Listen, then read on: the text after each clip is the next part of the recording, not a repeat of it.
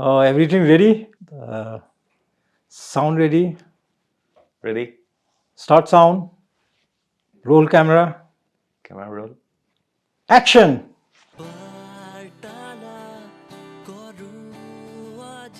নমস্কাৰ, মই চক্ৰপাণী পৰাশৰ। চাবলৈ আৰম্ভ কৰিছে বাৰ্তালাপ। আৰু বাৰ্তালাপলৈ আজি কোন আহিছে ইতিমধ্যে আপোনালোকে গম পাইছে। এগৰাকী জ্যেষ্ঠ ব্যক্তি, পদ্মশ্ৰী, পদ্মভূষণ, কমল কুমাৰী ৰাষ্ট্ৰীয় বঁটা প্ৰাপক, লগতে একাধিক দেশী বিদেশী সন্মান আৰু পুৰস্কাৰেৰে বিভূষিত অসম গৌৰৱ, অভিনেতা, পৰিচালক আৰু এগৰাকী খুব ভাল মনৰ ব্যক্তি জাহ্নু বৰুৱা দেৱ। আৰু তেখেত আজি আমাৰ মাজলৈ আহিছে আৰু মই ভাবিছোঁ তেখেতৰ নতুন এখন ছবি, যিখন ছবিৰ নাম হৈছে, মই দেখিছেই আপোনালোকে, এখন গামোচা লৈ আছোঁ আৰু এখন মোক তেখেতে উপহাৰ দিছে, হেৰুৱা ছন্দ। কেৱল সিমানেই নহয়, আমাৰ কাষতে এটা কাপো আছে, কাপটোতো লিখা আছে হেৰুৱা ছন্দ। আৰু হেৰুৱা ছন্দ ছবিখন আহি আছে ছবিগৃহলৈ। আৰু তেনে সময়তে মোৰ সৌভাগ্য যে এইগৰাকী বিশেষ অতিথি আজি বাৰ্তালাপলৈ আহিছে। ছাৰ নমস্কাৰ জনাইছোঁ। নমস্কাৰ। ভালে আছে আপুনি ছাৰ? ভালে। ছাৰ, আপোনাৰ বিষয়ে কি ক'ম, মই বিভিন্ন অনুষ্ঠানত আপোনাক আঁতৰৰ পৰা দেখা পাইছোঁ, বাট আজি মোৰ সৌভাগ্য যে আপুনি বাৰ্তালাপলৈ আহিলে আৰু আপোনাৰ নতুন ছবিখনৰ বাবে আহিলে, হেৰুৱা ছন্দ। ছাৰ, হেৰুৱা ছন্দ বুলি কোৱাৰ লগে লগে আমি ক'ৰবাত ছন্দ হেৰুৱাৰ এটা বাৰ্তাই পাইছোঁ। ছাৰ, কি হেৰুৱাইছোঁ আমি ছাৰ ছবিখনৰ মতে? ইয়াত মানে চিম্বলিকেলি মানে বহুতবিলাক আছে, প্ৰতীকী হিচাপে বহুতবিলাক ছন্দ, যেনেকৈ এটা কবিতা ছন্দ মিলি থাকিলে পঢ়ি ভাল লাগে, জানি ভাল লাগে আৰু শুনায়ো ভাল লাগে। আৰু ঠিক তেনেদৰে আমাৰ জীৱনবিলাকত মানে যিবিলাক বহুত ছন্দ থাকে, আৰু এতিয়া আমি যেতিয়া সুখৰ জীৱন বুলি কওঁ, তাত মানে ছন্দবিলাক মিলি থাকে, নানান ধৰণৰ ছন্দ থাকিব পাৰে।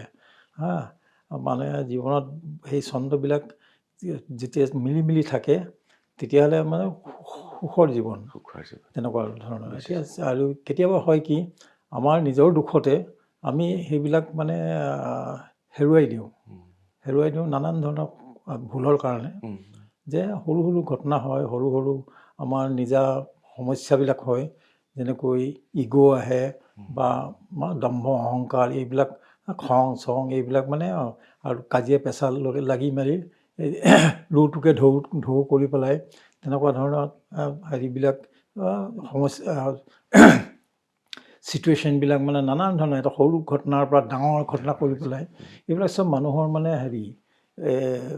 মানে সংযম শক্তি নোহোৱাৰ ফলত মানে এইবিলাক হৈ যায়। আৰু এনেধৰণৰ কিছুমান ভুলতে যে এই ছন্দবিলাক মানে ভাগি যায়, আৰু ফলত হয় কি, অভাৰঅল এটা খুব বিষাদ জীৱন আৰম্ভ হয়, আৰু সেইটোত ভুক্তভোগী হয়। আৰু সেই তেতিয়া লাহে মানে উমি জ্বলাত যেনেকৈ জ্বলেগৈ জুই একুৰা, ঠিক তেনেধৰণৰ কথা।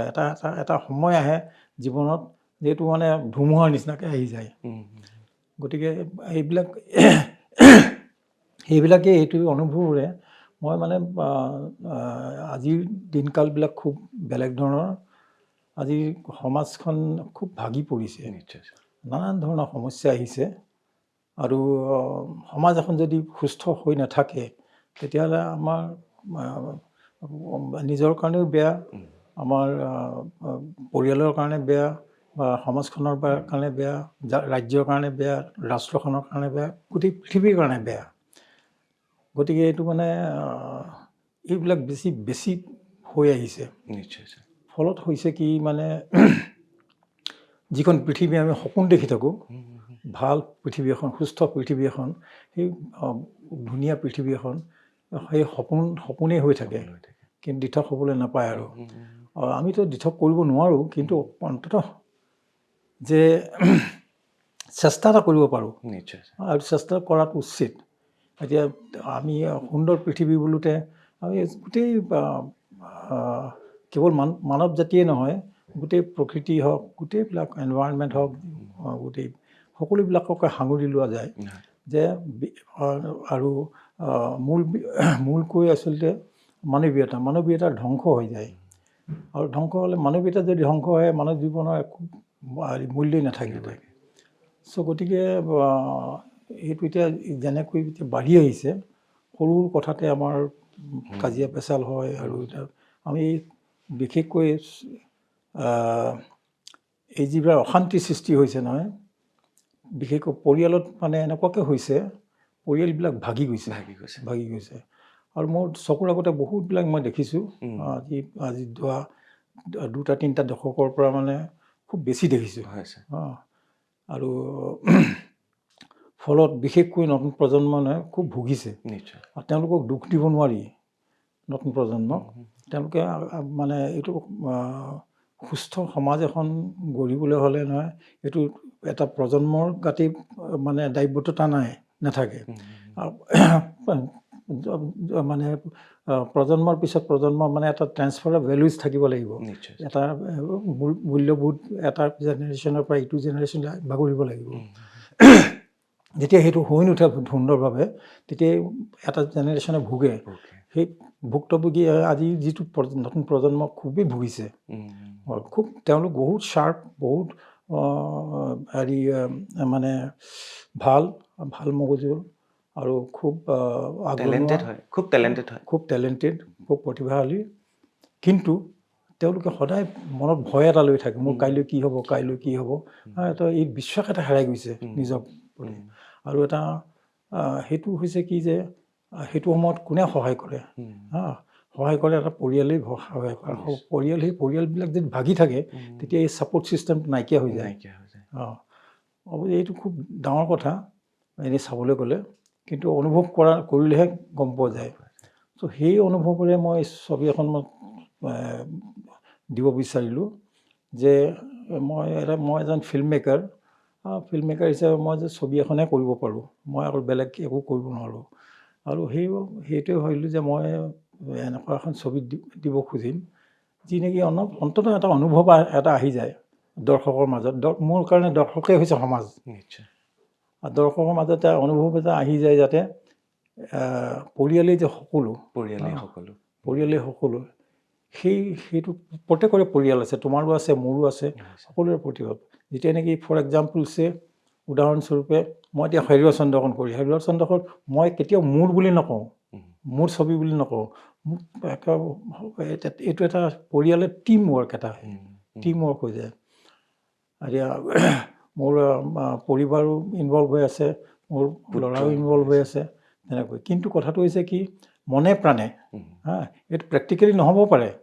ধৰি লোৱা এতিয়া বেলেগ পেছাত থাকিব পাৰে, কিন্তু পৰিয়াল এটা মনে প্ৰাণে থকাটো খুব প্ৰয়োজন। কোনোবাই চাইণ্টিষ্ট হ'ব পাৰে, কোনোবাই কবি হ'ব পাৰে, এটা পৰিয়ালৰে, কিন্তু এটা মনে প্ৰাণে থাকিব পাৰি, ধুনীয়াকৈ থাকিব পাৰি। বোলে মোৰ প্ৰফেশ্যনেল নহয় বুলি একো এটা বোলে মোৰ কানেকশ্যনেই নাই, সেইটো হ'ব নোৱাৰে। সেইটো হৈছে পৰিয়ালৰ ছাপৰ্ট। সেইবিলাক যেতিয়া ভাগি গৈছে নহয়, আমাৰ এই বিশ্বাসবিলাক হেৰাই গৈছে। আৰু বিশেষকৈ নতুন প্ৰজন্ম খুব ভুগিছে। তাতে এটা উদাহৰণ হিচাপে মই দিছোঁ এই ছবিখনত, কেনেকৈ পৰিয়াল এটা ভাগি গ'লে কি হয়, আৰু ভাগি যোৱাৰ মানে আশংকা থাকিলে কি হয়, আৰু তাক ঘূৰাই অনাৰ যেতিয়া হেঁপাহ হ'ব লাগে, সেইটো সদায় থাকিব লাগে। যদি কেনেবাকৈ যদি ভুলত ভাগি গৈছে, ভুলত আমি চন্দ্ৰ হেৰুৱাই দিছোঁ নহয়, তাৰ মানে ঘূৰাই অনাৰ প্ৰয়াসটো থাকিব লাগিব। আৰু এই প্ৰয়াসটোৱে ইয়াত মানে দেখুওৱা হৈছে। পিছলে হেৰুৱা চন্দ্ৰ ঘূৰাই পায়নে শেষলে? পায়, ডেফিনেটলি পায়। আৰু এই হেৰুৱা চন্দ্ৰবোৰ খং ৰাগেৰে ঘূৰাই আনিব পাৰি নে মৰমেৰে ঘূৰাই আনিব পাৰি? মৰমেৰে, এইটো এটা ইণ্ট্ৰস্পেকশ্যন, মানে অন্তুষ্টিকৰণ হ'ব লাগিব। এতিয়া মই যদি জীৱনটোত কিবা এটা ভুল কৰিছোঁ নহয়, ভুল মোৰ চকুৰ আগত নপৰে যেতিয়ালৈকে মই অন্তুষ্টিকৰণ নকৰোঁ। মই নিজৰ অন্তৰত মানে ভুমুকি নামাৰোঁ। সেইটো ভুমুকি মাৰিব লাগিব, আত্ম উপলব্ধি। আৰু নিজৰ অতীতটোক এই ভুমুকি মাৰিব লাগিব, নিজৰ অতীতটোক ৰিভিজিট কৰিব লাগিব, পুনৰ যাব লাগিব।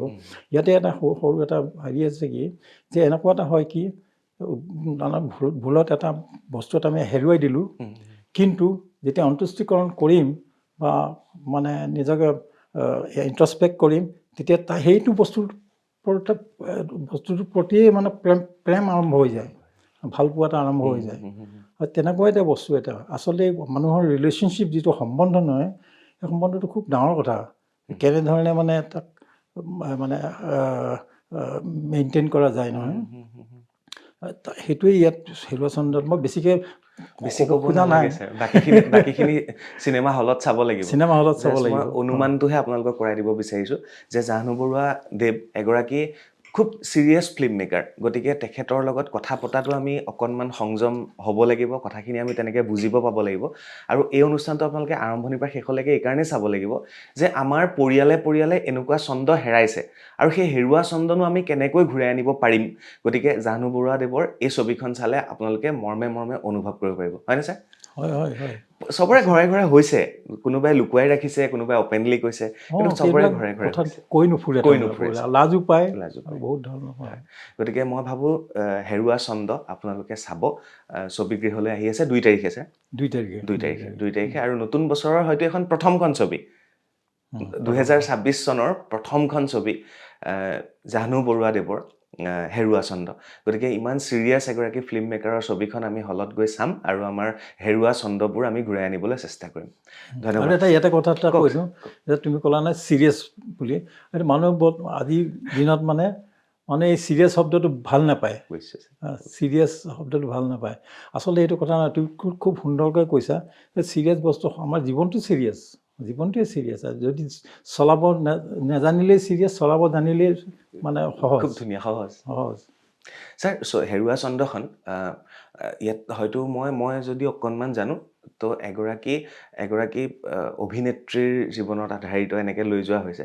ছাৰ, ইয়াত গীতো আছে আৰু গীতৰ ভিতৰত আকৌ বলিউডৰ এগৰাকী কণ্ঠশিল্পীয়ে গীত পৰিৱেশন কৰিছে। ছাৰ, সেই বিষয়ে অকণমান কৈ দিয়ক ছাৰ। নহয়, ইয়াত ইয়াত বিশেষকৈ এই ইয়াৰ সংগীত, মূল সংগীত দিছে মানে ইপচনলাল বৰুৱাই। ইপচনলাল বৰুৱাৰ মানে যিবিলাক কথা সুৰ মই ভাল পাওঁ আৰু তেওঁ খুব সুন্দৰভাৱে মানে বিষয়বস্তুটো বুজি লয় আৰু তেওঁক মাত্ৰ সময় লাগে অলপ কৰিবৰ কাৰণে। মই সেই ইপচনলাল বৰুৱাক যেতিয়াৰ পৰা জানো আৰু তেতিয়াৰ পৰা মানে এইটোৱে মনত থাকে, খুব ভাল লাগে। কি কাৰণে, কি নিজৰ কামটো জানে ভাল ধৰণে। গতিকে 4 মাহমান সময় লয় গীত এটা লিখিবলগীয়া। এইটো এটা নোহোৱা নোপোজা, বহুতৰ কাৰণে নোহোৱা নোপোজা কথা হ'ব পাৰে, কিন্তু তেওঁ এই গোটেই কাহিনীটো শুনাৰ পিছত ক'লে 4 মাহমান লাগিব মোৰ হেৰিটো কৰোঁতে। নিশ্চয় লোৱাব। তাৰপিছতে গীতো লিখিলে আৰু তেওঁ মানে সুন্দৰভাৱে কিছুমান আইডিয়া মনতে ভাবিলে, কেনেকৈ তেওঁ মানে তেওঁৰ ফালৰ পৰা যে দুগৰাকী মানে মহিলা গায়িকা, যে দুইজনৰ মানে কণ্ঠ সম্পূৰ্ণৰূপে কণ্ট্ৰাষ্ট আছে আৰু সম্পূৰ্ণৰূপে বেলেগ কণ্ঠৰ যিটো স্বৰ। গতিকে এইটো তেওঁ ব্যৱহাৰ কৰিব খুজিছে। মই বোলো নিশ্চয় কৰক, খুব ভাল লাগিলে কথাটো। ঠিক সেইকাৰণে সেইদৰে মানে উষা উত্থুপৰ কথা ক'লে, নিশ্চয় আৰু খুব সুন্দৰকৈ গাইছে তেখেতে। এতিয়া মানে যিগৰাকী প্ৰটাগনিষ্ট নহয়, প্ৰটাগনিষ্টজনৰে গৰাকীৰে মানে ডুৱেল কেৰেক্টাৰ আছে, ডুৱেল কেৰেক্টাৰ আছে। ডুৱেল কেৰেক্টাৰ, এগৰাকীয়ে মানে অনিন্দিতাই ৰিপ্ৰেজেণ্ট কৰে গীতটোত আৰু আনগৰাকীয়ে মানে উষা উত্থুপ। তেনেকুৱা ধৰণৰ এটা কণ্ট্ৰাষ্ট খুব সুন্দৰভাৱে মানে জাক্সটাপ'জ কৰিছে। ছাৰ, আপোনাৰ ল'ৰাই ইয়াত অভিনয় কৰিছে, হয়তো প্ৰথমবাৰৰ কাৰণে অভিনয় কৰিছে আপোনাৰ ল'ৰাই? এই প্ৰথমবাৰ নহয়, এতিয়া আগতে হিন্দী ছবি এখন কৰিছিলে, হিন্দী তামিল তেলেগু এখন কৰিছিলে। সেই তাত চাইহে মই ভাল লাগিলে যে ঘৰতে থাকে, মানে ঘৰতে একেলগে থাকোঁ কিন্তু ইমান যে ভাল অভিনয় কৰিব পাৰে মই জনা নাছিলোঁ। যিজন ডিৰেক্টৰ মোৰ বন্ধুৱে, যাৰ ছবিত কৰিলে, তেওঁ যেতিয়া মোক সুধিলে এই কেৰেক্টাৰ এটাৰ কাৰণে লাগে বুলি, অজু, ল'ৰাৰ নাম অজু বৰুৱা লাগে বুলি ক'লে, মই অলপ আচৰিত হৈছিলোঁ। পাৰিবা জানো তেনেকুৱা ধৰণৰ। তাৰপিছতে ক'লে তেতিয়া কৰিলে আৰু মই আৰু কৰাৰ পিছত যেতিয়া দেখিলোঁ তেতিয়া ভাল লাগিলে আৰু খুব টেলেণ্টেড গম পালোঁ। আৰু মানে এনজয় কৰে এই তেনেকুৱা এটা হেৰি অভিনয় কৰিবলৈ পালে। আৰু বেলেগো ৰাপ আছে, সংগীতত আছে আৰু তেনেকৈ আৰু ফুটবল খেলি খুব ভাল পায়, ভাল ফুটবলাৰ। আৰু তেনেকৈ খুব ডিজাইনাৰো ভাল ডিজাইনাৰ। তেনেকুৱাকৈ আছে মানে। এতিয়া কেতিয়াবা এনেকুৱা হয় নে jack of all trades master of none. মই বোলো সেইটো নহ'বি আৰু মাষ্টাৰ অফ নান, এটা বিষয়ত হ'ব লাগে। এতিয়া চেষ্টা কৰি আছে, কি হয় কিটো বিষয়ত সি মানে ইণ্টাৰেষ্ট লয় আৰু সকলোতে লয়, কিন্তু যিটোৱে কৰিছে ভালকৈ কৰিছে সেইটোৱে আৰু এইটো মই খালী মাত্ৰ মোৰ দেউতাই যিটো শিকাইছিলে আৰু জীৱনত মানে যিটো কৰিবি খুব ভালকৈ কৰিবি মানে।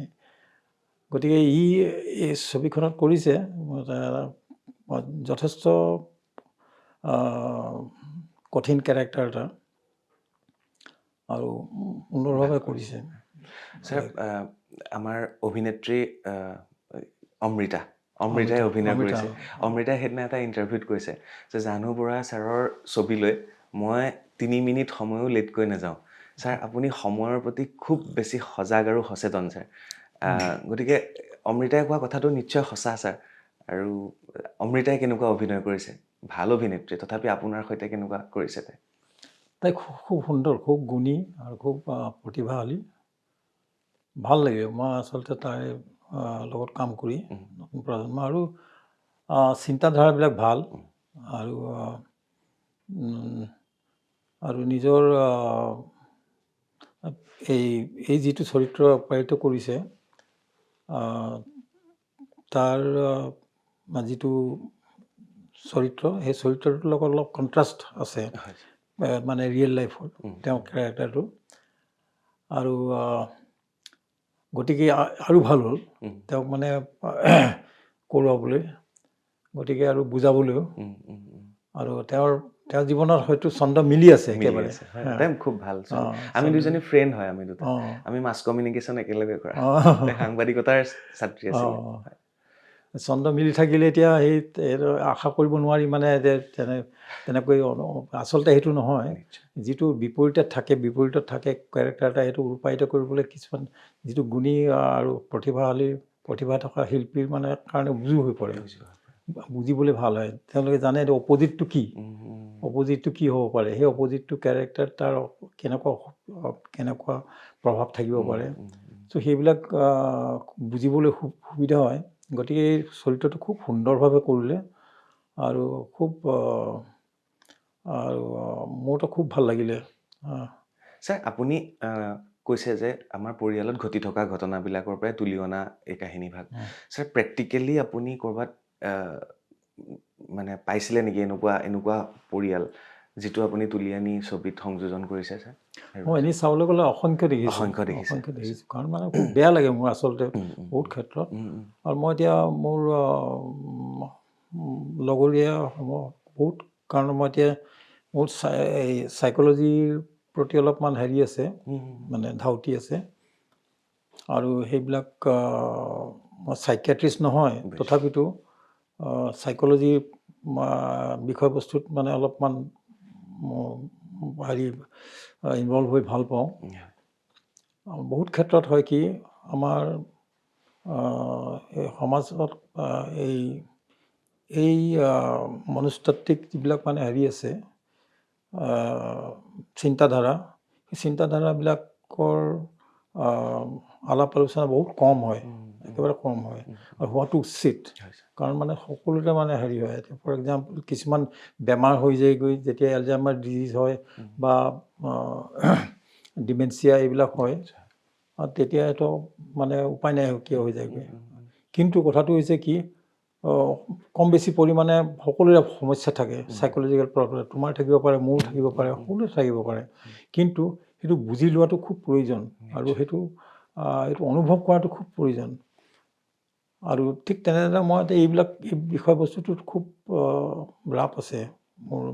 এতিয়া সমাজখনত তেনেধৰণে চাওঁ কোন কেনেকৈ বিহেভ কৰিলে কিবা মই অবজাৰ্ভ কৰি ভাল পাওঁ আৰু পৰ্যবেক্ষণ কৰি ফলত মানে বহুতবিলাক শিকোঁ। আৰু এই যেতিয়া যোৱা 3টা দশকমানৰ পৰা মই যেতিয়া নেকি অলপমান মই মেনে গান্ধীখনে ইমাৰাখন কৰিছিলোঁ আৰু এইটো বিষয়বস্তুতে সেইখন তাৰ যেতিয়া কৰি তাৰ প্ৰায় 10 বছৰ আগতে লিখিছিলোঁ এইখন।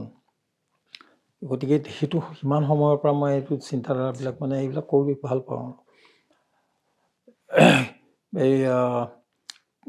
মই তেতিয়া জানো যে এই বিষয়বস্তুটো সমাজৰ কাৰণে সমাজে বুজি পোৱাটো খুব প্ৰয়োজন। নিশ্চয় ছাৰ।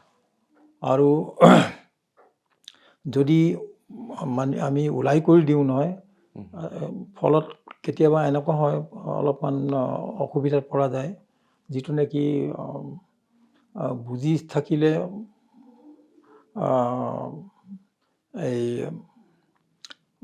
এই অসুবিধাৰ পৰা মুক্ত হৈ থাকিব পাৰি।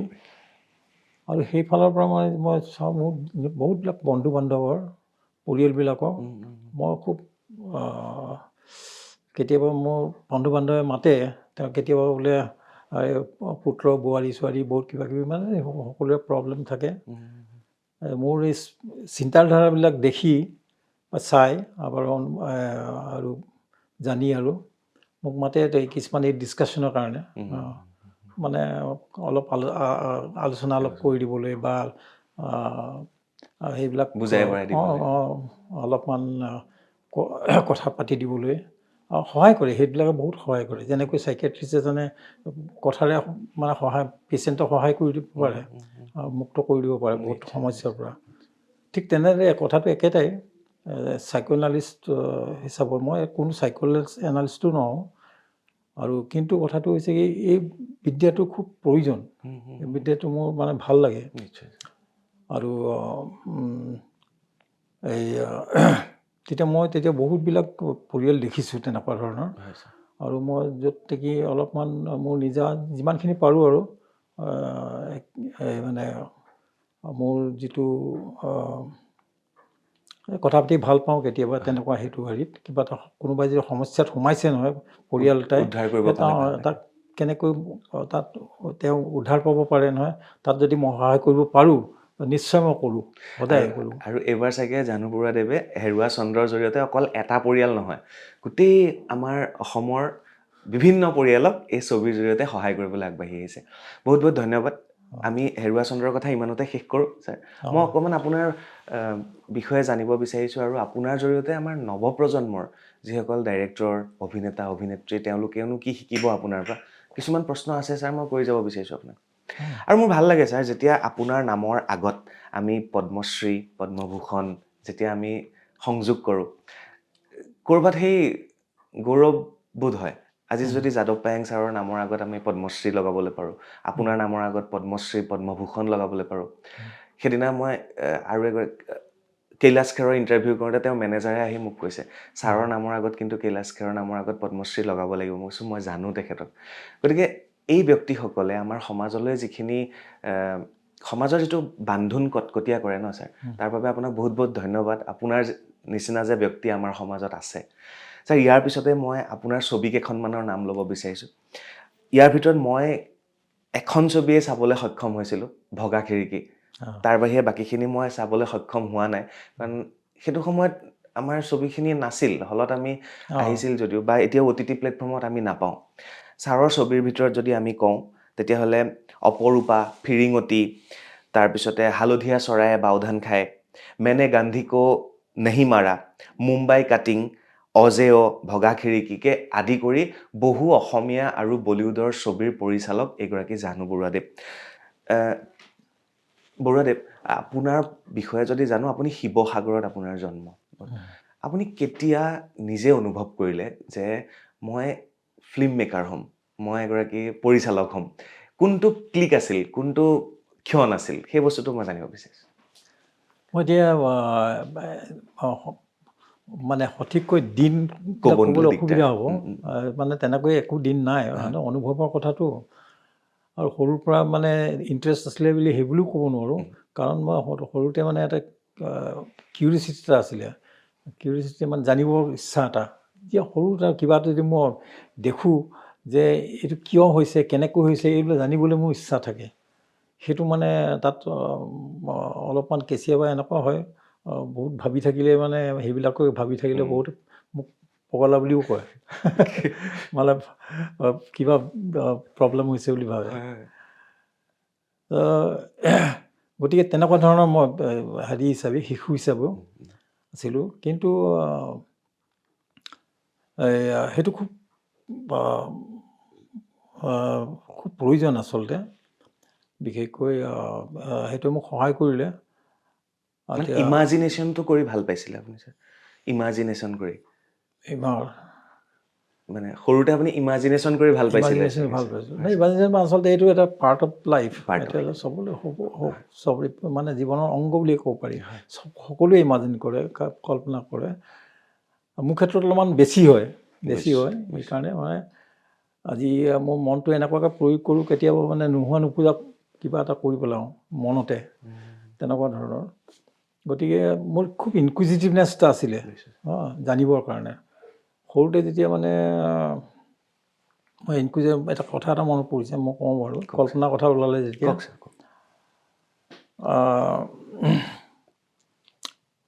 মানে এবাৰ মানে হ'ল কি, LP স্কুলত থাকোঁতেই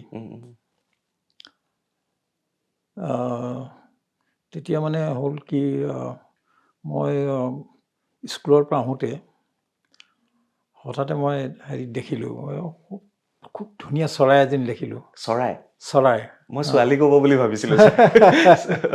চৰাই এজনী দেখিলে? চৰাই, মই চৰাই চিৰিকটি চাই ভাল পাওঁ।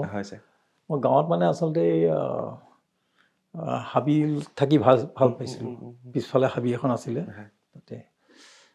কিন্তু এইটো ঘটনা চাহ বাগিচাত হৈছিলে যে মানে স্কুলৰ পৰা ঘূৰি আহোঁতে কিতাপ ফলি লৈ আহিছিলোঁ। তাৰপিছতে চৰাইজনী দেখিলোঁ। চৰাইজনী এতিয়াও ৰংবিলাক এনেকুৱা ধৰণৰ, খুব শ্বাৰ্প কালাৰ্ছ আছিলে, প্ৰাইমেৰী কালাৰ্ছৰ, ৰঙা, নীলা, সেউজীয়া, এইবোৰ গোটেইকেইটা ৰং আছে। খুব সুন্দৰ চৰাই আছিলে। মই এই চৰাইজনী আকৌ দেখা নাই আৰু, মোক মানে যেনেকৈ দেখিছিলোঁ তেনেকৈ দেখা নাই। দেখি খুব ভাল লাগিলে। মই ওচৰৰ পৰা চাই পাহৰি থাকিলোঁ মইনো ক'ত আছোঁ। তাৰপিছতে মানে চৰাইজনী এনেই ওচৰলৈ যাওঁ বুলি যাব খুজিলোঁ, তাত যাওঁতে উৰি গ'লগৈ। তাৰপিছত বেয়া লাগিলে। তাৰপিছত আহিলোঁ, তাত ঘৰলৈ ঘূৰি আহিলোঁ। মই তাত যে কিতাপ ফলি থৈ আহিলোঁ, মানে পাহৰি থাকিলোঁ। তাতে থাকিলে, পথাৰতে থাকিলে। দেউতাই মানে এই বাইদেউ মানে ডাঙৰ বাইদেউ আছিলে, তাৰমানে তোৰ হেৰি ক'ত, কিতাপ ফলি ক'ত? তেতিয়াই মোৰ মনলৈ আহিছে বোলে হেৰি তাতে থাকিলে। তাৰপিছত আৰু আকৌ গৈ তেতিয়া আন্ধাৰ হৈ গৈছিলে অলৰেডি। তাৰপিছতে বিচাৰি আনিলোঁ আৰু। সেইটোকে দেউতাই আৰু আইতাই, মা তাৰমানে, আইতা বুলি কওঁ, আইতাই মানে কথা পাতিছিলে যে এই এনেকুৱাকৈ ভাবি থাকে, মানে কিবা তাত নিশ্চয় কিবা সমস্যা আছে থাকিব, মানে দেউতাই মানে আইতাই ভাবে। কিন্তু দেউতাই এইবিলাক তেনেকৈ নাভাবে। কথা পাতিছিলে, মোক মাতিলে, সুধিলে কি হৈছিলে, কালি কিয় দেৰি হ'ল? চৰাই দেখিছিলোঁ। চৰাই দেখিলে মানে হাজাৰ হাজাৰ চৰাই দেখিলোঁ। ক'লা ৰঙা, সেই ৰংটো কৈছোঁ আৰু গোটেই আকাশখন ঢাকি আছিলে। আকাশখন ঢাকি আছিলে। তেতিয়া আইতাই ক'লে কি, আৰে আকাশখন যদি তাত ঢাকিছে, ইয়াতো ঢাকিলেহেঁতেন, আমি দেখিলোহেঁতেন নহয়, ইমান মিছা কথা কৈছোঁ বোলে। তাৰ অলপ খং কৰিছিলে। তাৰপিছত দেউতাই ক'লে নাই, তাৰপিছত কি হ'ল? তাৰপিছতে মানে দেউতাই মানে আইতাকে খং কৰিলে, ক'বলৈ দে। ক'লে, মই ক'লোঁ আৰু এই চাই থাকোঁতে মই পাহৰি থাকিলোঁ ক'ত আছে। তাৰপিছত আৰু যেতিয়া চৰাইবিলাক যেতিয়া উৰি গ'ল, তেতিয়া মই আহিলোঁ। সেইখিনি কাহিনী আপুনি নিজৰ মনৰ পৰা কৈ আছে? মনৰ পৰা কৈছোঁ। সাজি ক'লোঁ। তাৰপিছত দেউতাও জানে সাজি সাজি কৈছে, কিন্তু মোক ক'বলৈ দিলে। তাৰপিছত মই ভিতৰলৈ আহিলোঁ। তাৰপিছতে মই জানো মোৰ বিষয়ে আলোচনা কৰিব তেখেতে, দুইজনে। তাৰপিছতে দেউতাই মানে আইতাক ক'লে যে, আমি পিতাদেউ বুলি কওঁ দেউতাক। পিতাদেৱে মানে আইতাক ক'লে যে, ছাৰ, শিশু এটাই নহয়, দুটা কাৰণত সাধাৰণতে মিছা কথা কয়, ফাঁকি দিয়ে বা মিছা মিছা কথা কয়। এটা প্ৰথমটো হৈছে কি, যে যিটো শাস্তি দিয়ে কেতিয়াবা কোনোবাই, শাস্তিটো মানে শাস্তিটো নাপাবৰ কাৰণে তেতিয়া মিছা এটা কথা কয়। টিচাৰক ক'লে বা মিছা কথা ক'লে, তেতিয়া শাস্তিৰ পৰা বাচিবৰ কাৰণে। আৰু দ্বিতীয় অকেজনটো হৈছে কি, যেতিয়া নেকি কল্পনা কৰে, তেতিয়া আইতাক কৈছে যে যেতিয়া নেকি মিছা কথা এটা মানে ইটো কাৰণত, প্ৰথম কাৰণত কয় যে শাস্তিৰ পৰা বাচিবৰ কাৰণে, তেতিয়া ল'ৰাটোক মানে মিছা কথা কৈছে হয়, তাক বুজাব লাগে, নিশ্চয় বুজাব লাগে আৰু শাস্তিও দিব লাগে। কিন্তু যেতিয়া নেকি কল্পনা কৰি মিছা কথা এটা কয় নহয়, কেতিয়াও ষ্টপ কৰিব নালাগে, ক'বলৈ দিব লাগে যিমান পাৰে। আৰু এইটো ক'লে যে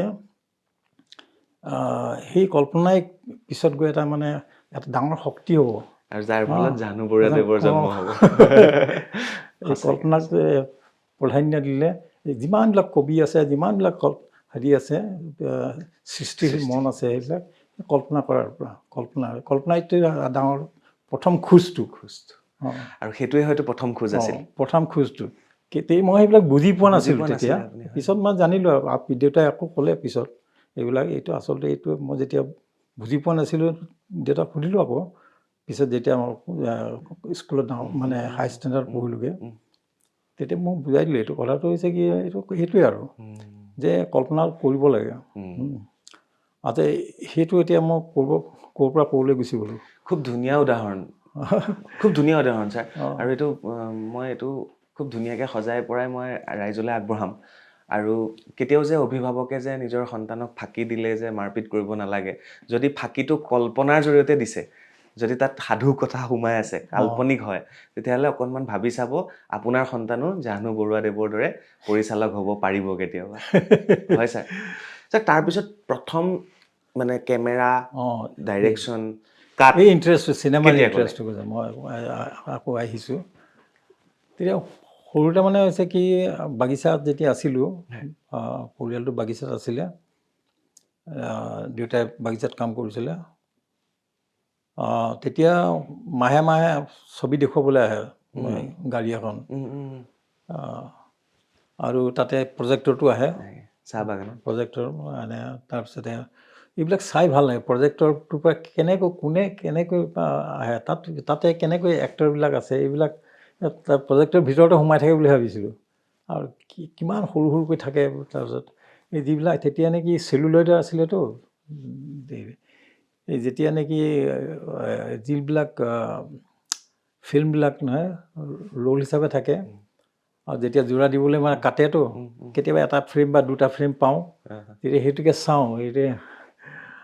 বিশেষকৈ মানে সেইটো সময়ত মানে খুব আমাৰ আকৰ্ষিত মানে এক্টৰ আছিলে দেৱানন্দ আৰু দিলীপ কুমাৰ, এই তেনেকুৱা ধৰণৰ আছিলে।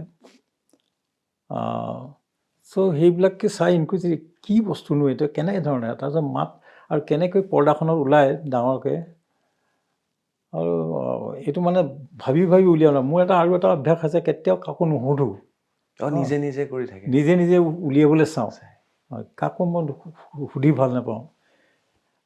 আৰু তাৰ কাৰণে সেইটো কৰিবলৈ মই নিজে অধ্যয়ন কৰিবলৈ চাওঁ পৰাপক্ষত। আৰু তেনেকৈ মই চিনেমাৰ যিটো ইণ্টাৰেষ্ট হয়নে নহয় নাজানো এতিয়া, সেইটো মানে চিনেমাৰ যে এটা মানে এই এটা প্ৰফেশ্যন এটা বা এই মাধ্যম এটা, সেই অনুভৱটো লাহেকৈ আহিছিলে মোৰ ওচৰত, যে কিমানক মানে আমি চিনেমাৰ কাৰণে আহি লগ হওঁ, একেলগে চাওঁ। তাৰপিছত এইখন আহিলে, গাড়ীখন আহিলেই ভাল লাগে, আৰু মানে কিমান আমি ল'ৰা হিচাপে দৌৰি দৌৰি দৌৰি গাড়ীখনৰ পিছে পিছে যাওঁ, আকৰ্ষণটো আছিলে। আৰু তেতিয়া এই আকৰ্ষণটো সেইটোৱে আছিলে কিন্তু পিছলৈ যেতিয়া গ্ৰেজুৱেশ্যন কৰিছিলোঁ গুৱাহাটীত আপুনিতো ছায়েন্সৰ ষ্টুডেণ্ট আছিলে ছায়েন্সৰ ষ্টুডেণ্ট আছিলোঁ আচ্ছা আৰু মই শিৱসাগৰতো পঢ়িছিলোঁ ইউনিভাৰ্চিটি তাৰপিছত শ্বিলঙতো পঢ়িছিলোঁ আৰু এইবিলাক বহুত কথা হেৰি আৰু তাৰপিছতে মই যেতিয়া গ্ৰেজুৱেশ্যন কৰিছিলোঁ এই বি বৰুৱাত থাকোঁতে ছায়েন্সত সেইখিনি সময়ত মই ইয়াত চাওঁ আৰু ছবি খালি চোৱাৰ মানে হেৰি আছিলে লাভ আছিলে এই হেৰিবিলাকত প্ৰায় ছেকেণ্ড শ্ব' চাইছিলোঁ আৰু ৰাতি গৈ হলবিলাকত কিন্তু তেতিয়াই হিন্দী কমাৰ্চিয়েল ছবিবিলাক চোৱা হৈছিলে কিন্তু তথাপিতো মানে এই চোৱাৰ লাভটোহে আছিলে কিন্তু মাধ্যমটোৰ প্ৰতি ইমান তেনেকুৱা ধৰণৰ আকৰ্ষণ নাছিলে মই যে এদিন ফিল্ম মেকাৰ হ'ম গৈ বা হ'ব বিচাৰিম সেইটো নাছিলে তাতে গুৱাহাটী চিনে ক্লাবে এই হেৰি কেলভিন চিনেমাতে তেতিয়া হেৰি এখন এটা সপ্তাহৰ মানে মহোৎসৱ এটা পাতিছিলে ৱৰ্ল্ড চিনেমাৰ আৰু সেইখিনি চাবলৈ নহয় খুব ইচ্ছা কৰিছিলে মই বি বৰুৱাত আছিলোঁ তেতিয়া হোষ্টেলত তো মই বহুতবাৰ গ'লোঁ আৰু তেওঁলোকে ছাত্ৰক যাবলৈ নিদিয়ে নন মেম্বাৰক মেম্বাৰবিলাকৰ কাৰণে তো গেটত যিজন আছিলে মানে যিজন হেৰি অলপ তেওঁ মানে মেম্বাৰ হিচাপে মানে চিকিউৰিটি হিচাপে বা হেৰি হিচাপে উদ্যোক্তা হিচাপে তো মোক সোমাবলৈ নিদিছিলে প্ৰথম দিনা তো মই দ্বিতীয় দিনা আকৌ গ'লোঁ তেতিয়া তেওঁ বেয়া লাগিলে বাৰে বাৰে আহিছে মানে তুই কি ক'লে চাব খুজিছা নেকি বোলে মই চাব খুজিছোঁ তেতিয়া ঠিক আছে যোৱা বোলে ভিতৰলৈ যাবলৈ তাৰপিছত ভিতৰলৈ গ'লোঁ তেতিয়াই সেই এটা সপ্তাহ ছদিন মানে চালোঁ কিছুমান ছবি এই এতিয়া মনত আছে বাইচাইকেল থিপছ ভিক্টোৰিয়া ডি চিকাৰ ইটালিয়ান তাৰপিছত আকিৰা কুৰোছাৱাৰ ৰজুমন চালোঁ তাৰপিছতে সত্যজিতৰ পাথে পাঞ্চালী তেনেকৈ আৰু ফেডেৰিকো ফেলিনিৰ লাষ্ট ৰাইডাৰ চাইছিলোঁ মই চাই বৰ একটা বেলেগ এটা মই এখন এনেকুৱা মই ইমান সুন্দৰ আৰু মই তেতিয়া ভাবিলোঁ যে ছবি এনেকুৱাও হ'ব পাৰে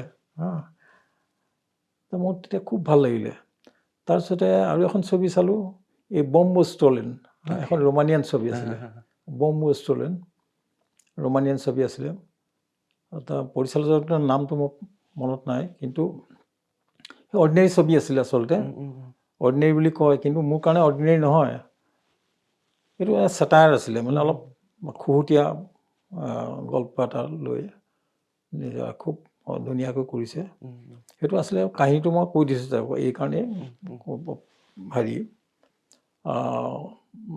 যে ইম্পৰ্টেণ্ট যে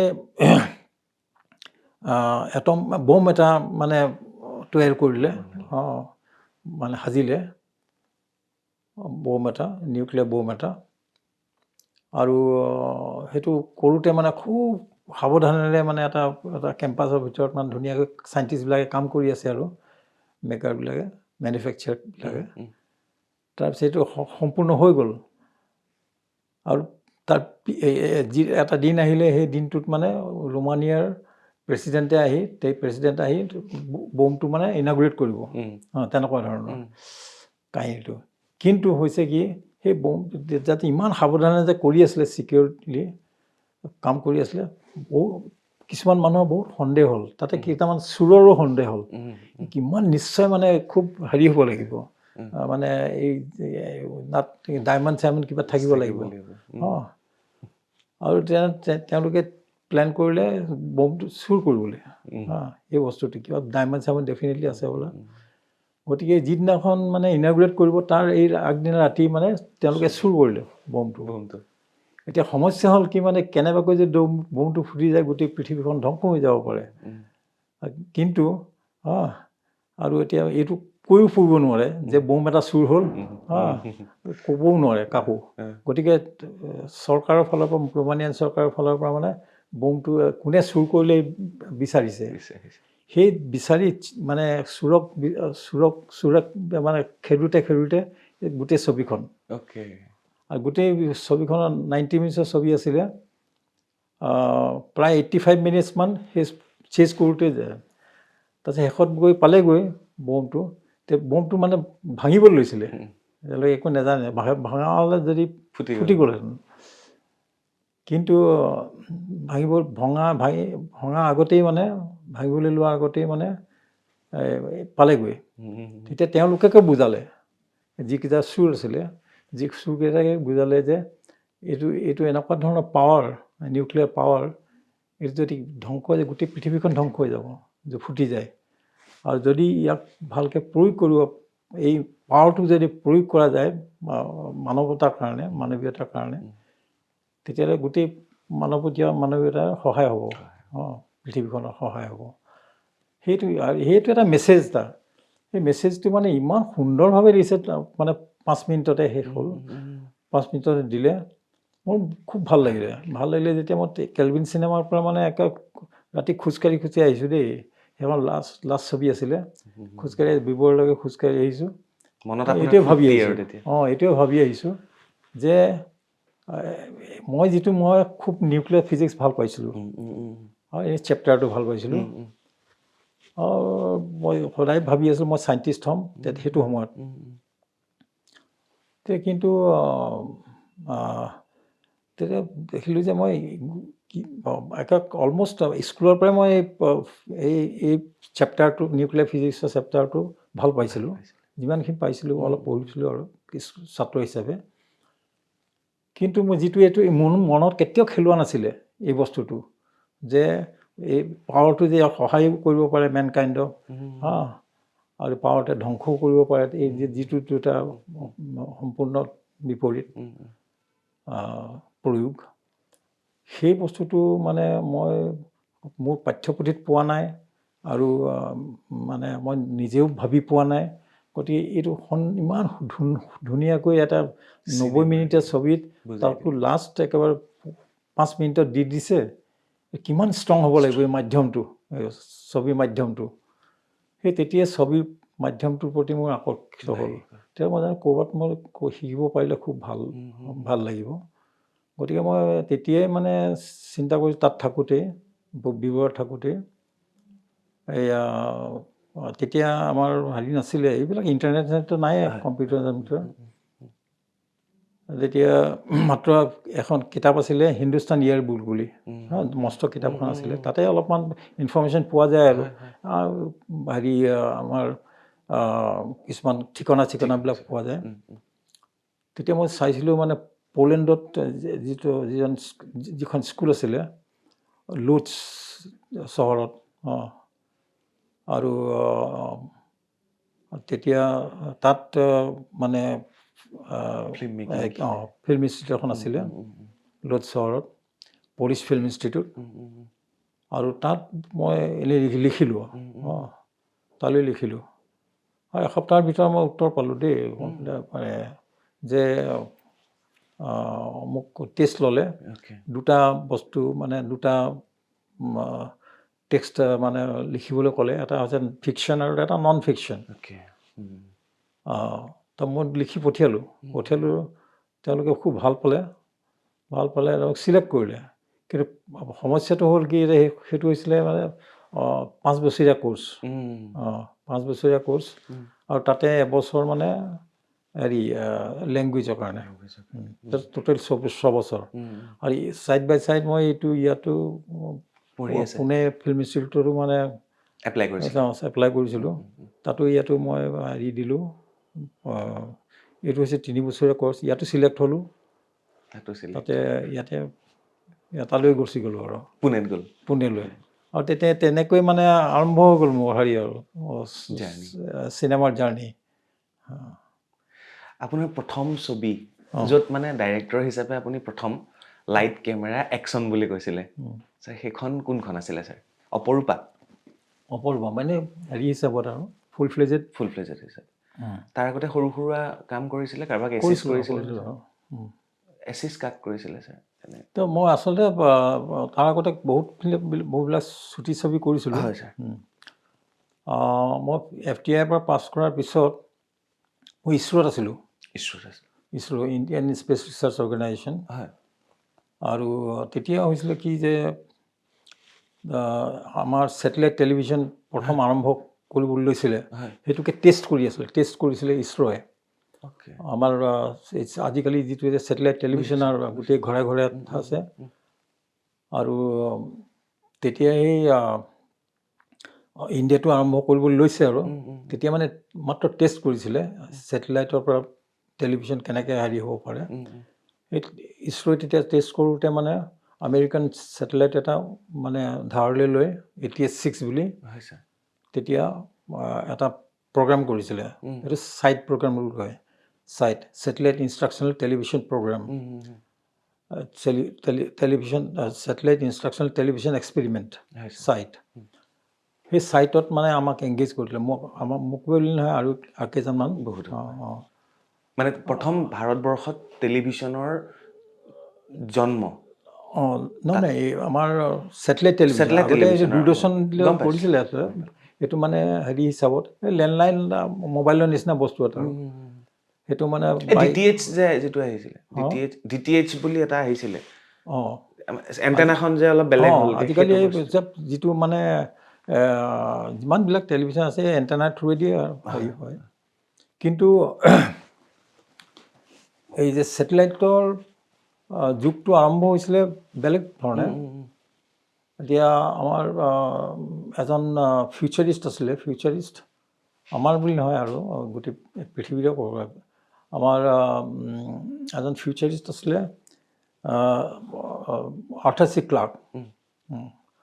চি ক্লাৰ্ক আছিলে তেওঁ মানে 2001 স্পেচ ওডিচি বুলি নভেল এখন লিখিছিলে সেই 2000 স্পেচ ওডিচিয়ে প্ৰথমবাৰ ছেটেলাইট টেলিভিশ্যনৰ কথা কৈছিলে আৰু তাৰপিছত তেওঁ ভৱিষ্যবাণী দিছিলে যে 1942 এটা সময় আহিব যি নেকি ছেটেলাইটৰ পৰা এই হেৰি হ'ব মানে ঘৰে ঘৰে টেলিভিশ্যন হ'ব কৈছিলে আৰু তেওঁক এই তেনেকৈ কওঁতে ভৱিষ্যবাণী দিওঁতে গোটেই যিমান চাইণ্টিষ্ট আছিলে দুনিয়াৰ তেওঁলোকে হাঁহিছিলে তেওঁক কি পগলামি কথা কৈছে হাঁহিছিলে কিন্তু তাৰ বেছি দিন নালাগিলে অলমষ্ট 25-30 বছৰৰ ভিতৰতে মানে ছেটেলাইট টেলিভিশ্যন পচিবল হৈ গ'ল আৰু ভাৰতলৈ আহিলে পিছত যেতিয়া আৰম্ভ কৰিছিলে সেই তেনেকুৱা এক্সপেৰিমেণ্ট এটাত আমি আছিলোঁ সেইটো ইছৰোৰ জৰিয়তে হৈছিলে ইছৰোৰ তেতিয়া চ' সেই ছেটেলাইট টেলিভিশ্যন আজিকালিতো ঘৰে ঘৰে চব ছেটেলাইট টেলিভিশ্যনেই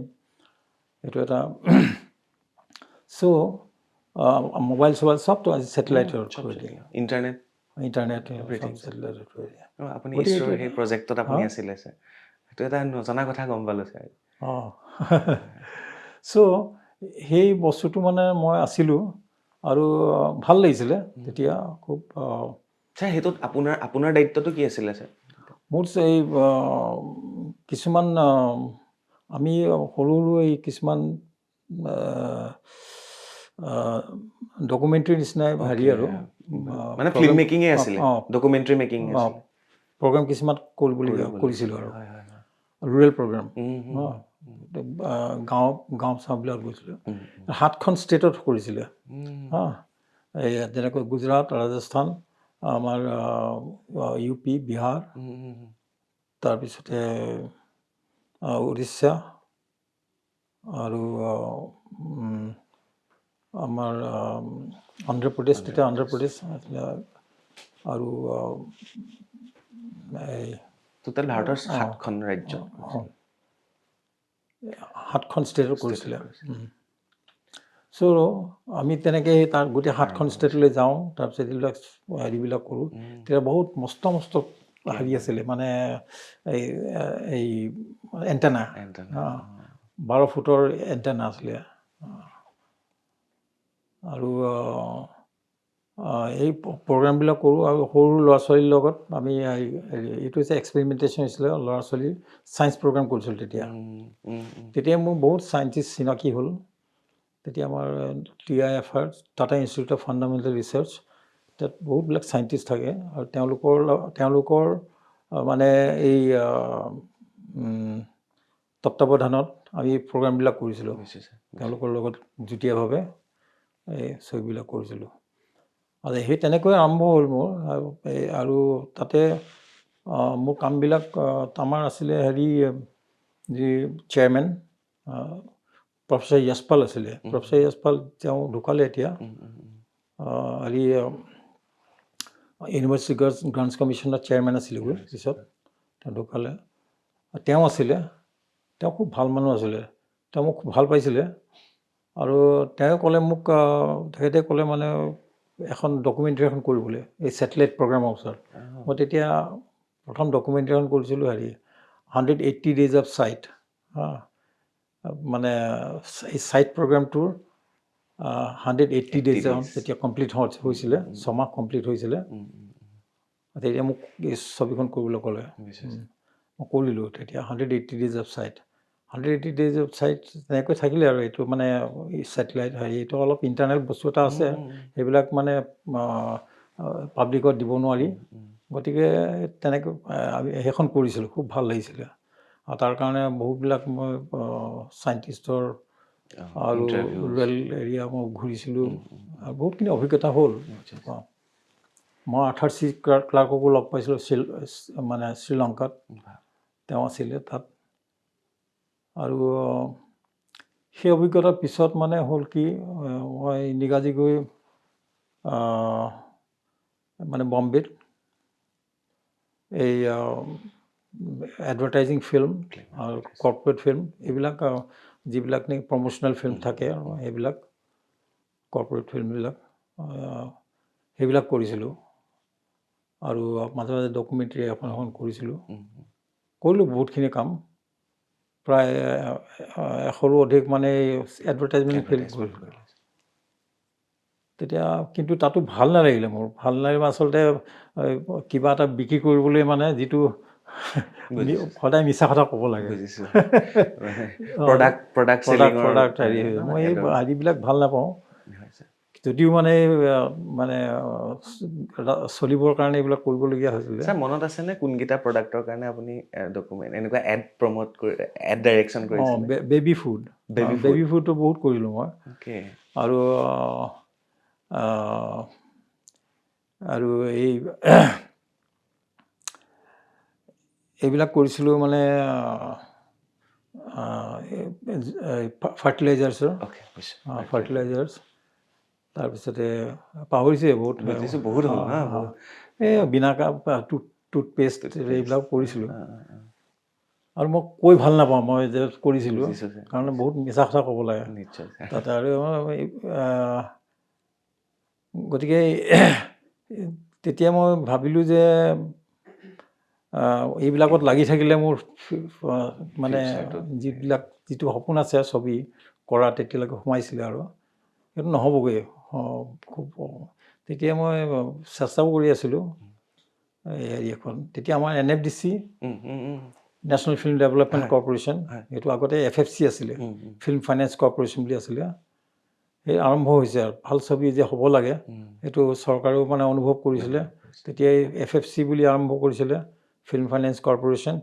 আৰু তাতে কেইজন মানে ছবি কৰিলে, এই মণি কল, কুমাৰ চানি, তেওঁলোক আমাৰ হেৰি আছিলে, টিচাৰ্ছ আছিলে, গুৰু আছিলে। তেওঁলোকে ছবি কৰিলে আৰু তেতিয়া 4.5 লাখ নে কিমান ঋণ দিছিলে, চৰকাৰে দিছিলে।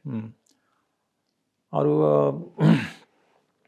তেতিয়া তাত মানে এই যিবিলাক য়াং ফিল্ম মেকাৰ্ছ আৰু তেওঁলোকে মানে মাত্ৰ সেইটোকে সেইফালে মানে চাই থাকে যে কেনেবাকৈ আমি যদি লোন এটা পাওঁ, কিন্তু লোনটো পাবলৈতো স্ক্ৰিপ্টখন লিখিব লাগিবতো, জমা দিব লাগিব। তো মই লিখিলোঁ, মোৰ এখন আছিলে অপৰূপাই তেতিয়া লিখিছিলোঁ। অপৰূপাৰ স্ক্ৰিপ্টটো স্ক্ৰিপ্টখন মই অপৰূপা চাই মই যেতিয়া 3rd year আছিল নহয় এই ইনষ্টিটিউটত, তেতিয়াই লিখিছিলোঁ।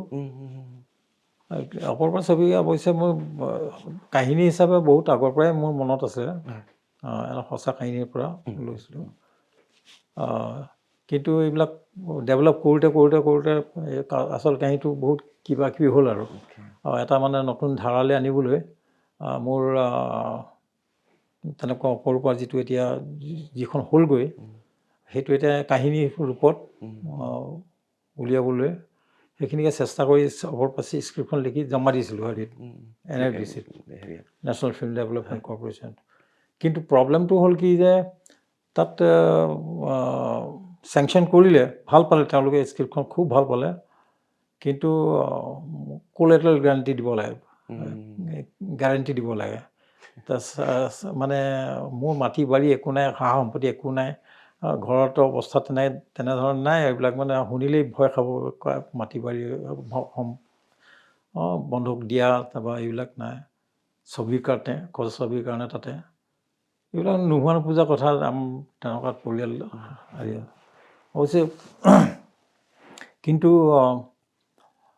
ভাবিছিলোঁ তেতিয়া মই ক'ত এই গেৰাণ্টিটো পাম কিন্তু বিশ্বাস এটা আছিলে মই কিবা এটা নহয় কিবা এটা কৰিব পাৰিম বুলি। তেতিয়া মই ভাবিলোঁ যে অসম চৰকাৰে সহায় কৰিব পাৰিব অসম চৰকাৰে সহায় কৰিব পাৰিব বুলি। কিন্তু মই ইয়াতো চেষ্টা কৰিলোঁ বহুত তেতিয়া এই হেৰি আছিলে নেকি যিজন চিফ মিনিষ্টাৰ আছিলে মই নাম চাম নকওঁ এতিয়া আৰু মানে লগো পালোঁ তাৰপিছতে আমাৰ চিফ ছেক্ৰেটাৰী লগ পালোঁ তাৰপিছতে আৰু এজন আছিলে PWD মিনিষ্টাৰ তেখেতক লগ পালোঁ তেখেতক সহায় কৰিম বুলি কৈছিলে কিন্তু নহ'লগৈ আৰু মানে 4.5 লাখ টকাৰ গেৰাণ্টি। কিমান চনত আছিলে কৈ দিলে মই গম পাই যাম। কিমান চনত আছিলে 4.5 লাখ টকা কিমান চনত আছিলে ছাৰ সেইটো আছিলে হেৰিত 1976 তেতিয়া চিফ মিনিষ্টাৰ কোন আছিলে নিজে ভাবি লওক আপোনালোকে। তাৰপিছত ছাৰ অসম চৰকাৰৰ পৰা নাপালে নাই নাপালোঁ আৰু খুব বেয়া লাগিলে মোৰ আচলতে কাৰণ মানে যিকেইজন হেৰি আছিলে তেওঁ এজন আছিলে ৰাজস্থানৰ কিন্তু ৰাজস্থান চৰকাৰে দিলে তেনেকুৱা ধৰণৰ চবৰে অৱস্থা নাই দিলে তাৰপিছত মই সেইটোকে ভাবি মোৰ বেয়া লাগিলে মই অসমৰ পৰা মই আহিছোঁ কোনেও মোক সহায় নকৰিলে আৰু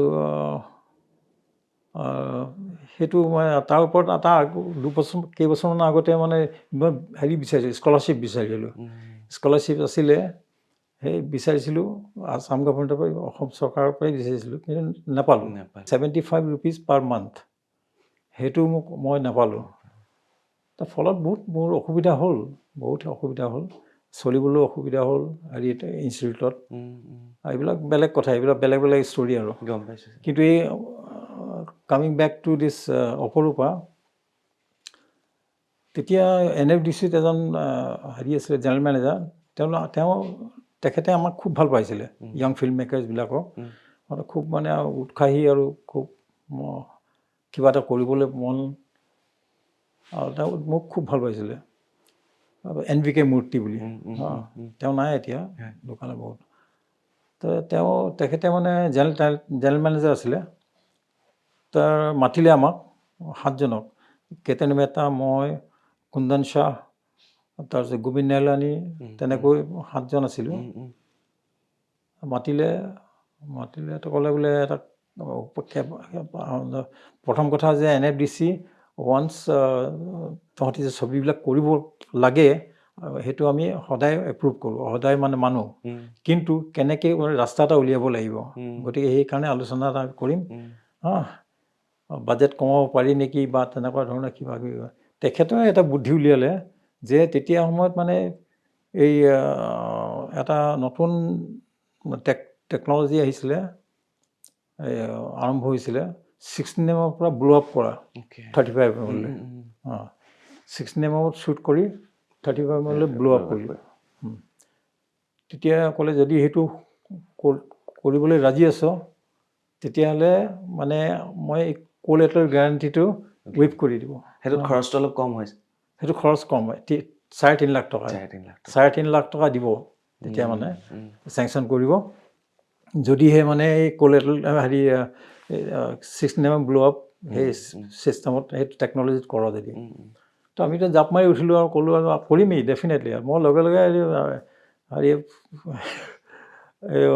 আৰম্ভ কৰিলোঁৱেই এইবিলাক চিন্তা কৰা তো বিনোদ প্ৰধান আছিলে আমাৰ কেমেৰামেন মোৰ লগতে মোৰ এবছৰ জুনিয়ৰ আছিলে ইনষ্টিটিউটত খুব ভাল কেমেৰামেন বিনোদ প্ৰধান আৰু তেওঁ মোৰ লগৰে আছিলে সি ক'লে আগবাঢ়ি আহিলে তো আমি সকলোৱে মিলি জুলি ৰাজেন ৰাজখোৱা আছিলে মোক এবছৰ চিনিয়ৰ আছিলে ইনষ্টিটিউটত তো চাউণ্ডত আছিলে সিও খুব সহায় দিলে আৰু তাকে আমি টিম এটা য়াং টিম এটা আহি একেবাৰে চিধা একো মানে একো চিন্তা নকৰাকৈ মাৰ্ঘেৰিটাত পালোঁ মাৰ্ঘেৰিটা ডিৰক টি ষ্টেটত তাত মানে ওপৰৰ শ্বুটিং কৰিম বুলি আৰু এইবিলাক মাজতে বহুতবিলাক হ'ল আৰু হেৰি মাৰ্ঘেৰিটাত হৈছিল আৰু এই চুৱাচিনী বুলি আছিলে আৰু মই যিটো ঘৰত আছিলোঁ গংগা বিহাৰ বুলি বম্বেত মেৰিন ড্ৰাইভত মানে এনেকুৱা এটা হেৰি তাত মানে মই 8 বছৰ আছিলোঁ এইটো অলমষ্ট লাইক মোৰ কাৰণে আৰু মানে ভগৱানে নিজে আহি থাক বুলি কৈছে আৰু তেনেকুৱাকৈ ঠিক ঠাক কৰি দিছে আৰু মানে এইটো সপোনৰ অগোচৰ এইটো তাৰ কাহিনী বেলেগ কাহিনী বোলে উলিয়াই থাকোঁতে বোলে কৈ থাকিব পাৰোঁ কিন্তু তোমাৰ প্ৰশ্নৰ লগত মানে প্ৰশ্নৰ উত্তৰ হিচাপে নহ'ব আৰু নাই মই আপোনাৰ এই অনুষ্ঠানটো যে মই কৰি ৰাখিছোঁ মই মাজতে আপোনাক কৈ থওঁ শেহতীয়াকৈ মুনীন বৰুৱাদেৱৰ যিটো বায়'পিক হ'ল ভাইমন দা তাৰে অভিনেতা পৰিচালকে মুনীন বৰুৱাদেৱৰ লগত কৰা মোৰ অনুষ্ঠানৰ পৰা বহুতখিনি ক্ৰিয়দাংশ তাত সংযোজন কৰিছে যিগৰাকীয়ে অভিনয় কৰিছে তেখেতে মোৰ সেই পডকাষ্টবোৰ সেই অনুষ্ঠানবোৰ মুনীন বৰুৱাদেৱৰ লগত চাইছে তেওঁ কেৰেক্টাৰ ডেভেলপ কৰিছে আজি যেতিয়া আপুনি এইখিনি কথা কৈ থৈ গৈছে আপোনাৰ জীৱনৰো এখন বায়'পিক আহিব এদিন তেতিয়া সেই অভিনেতা অভিনেত্ৰীসকলে এই বস্তুখিনি চাব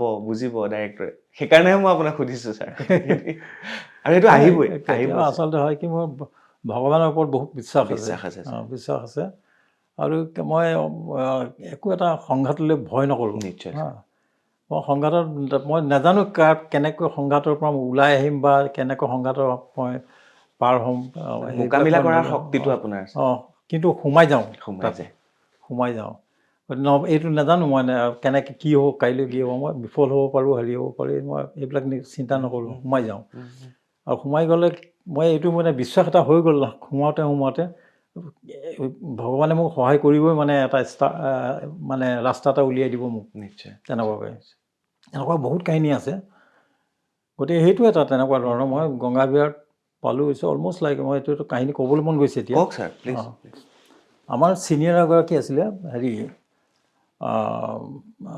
মানে ৰাণী বুঢ়া বুলি তেওঁ আন্ধ্ৰৰ এগৰাকী মহিলা মানে আমাৰ মোতকৈ এবছৰ ছিনিয়ৰ আছিলে তেওঁলোকৰ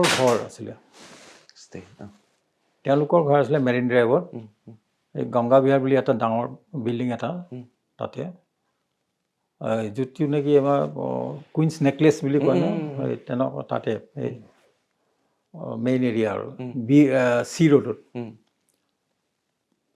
তেতিয়া সেইটোৰ ঘৰ তো মোৰ তেতিয়ালৈকে মই দেখা নাছিলোঁ তেতিয়ালৈকে যিদিনাখন মই হেৰিৰ পৰা আহিছোঁ মোৰ ইমান লাক ভাল বুলি ক'লে ভগৱান আছে বুলি এইকাৰণে কওঁ যে হাতত মাত্ৰ মোৰ 175 টকা হাতত সেইখনে মই বম্বে জয় কৰিম বুলি আহিছোঁ আৰু ইনষ্টিটিউটৰ পৰা ওলাই যোৱা ইফালে ঘৰৰ পৰা যিটো পুনেৰ পৰা আপুনি বম্বে আহিছে পুনেৰ পৰা বম্বে 175 টকা লৈ পেলাই 157 টকা ডাইৰেক্টৰ হ'বলৈ তো আহিলোঁ তাৰপিছত তেতিয়া মই ছবি এখন যিখন ছবি তাত এচিষ্ট কৰিবলৈ ঠিক মানে হেৰি হৈছিলে চুক্তিবদ্ধ হৈছিলে কৈছিলে আৰু আমাৰ ছিনিয়ৰ হাজবেণ্ড এণ্ড ৱাইফ দুয়োটা বিকাশ দেশাই আৰু অৰুণা দেশাই বুলি তেওঁলোকে শ্বক বুলি ছবি এখন কৰিছিলে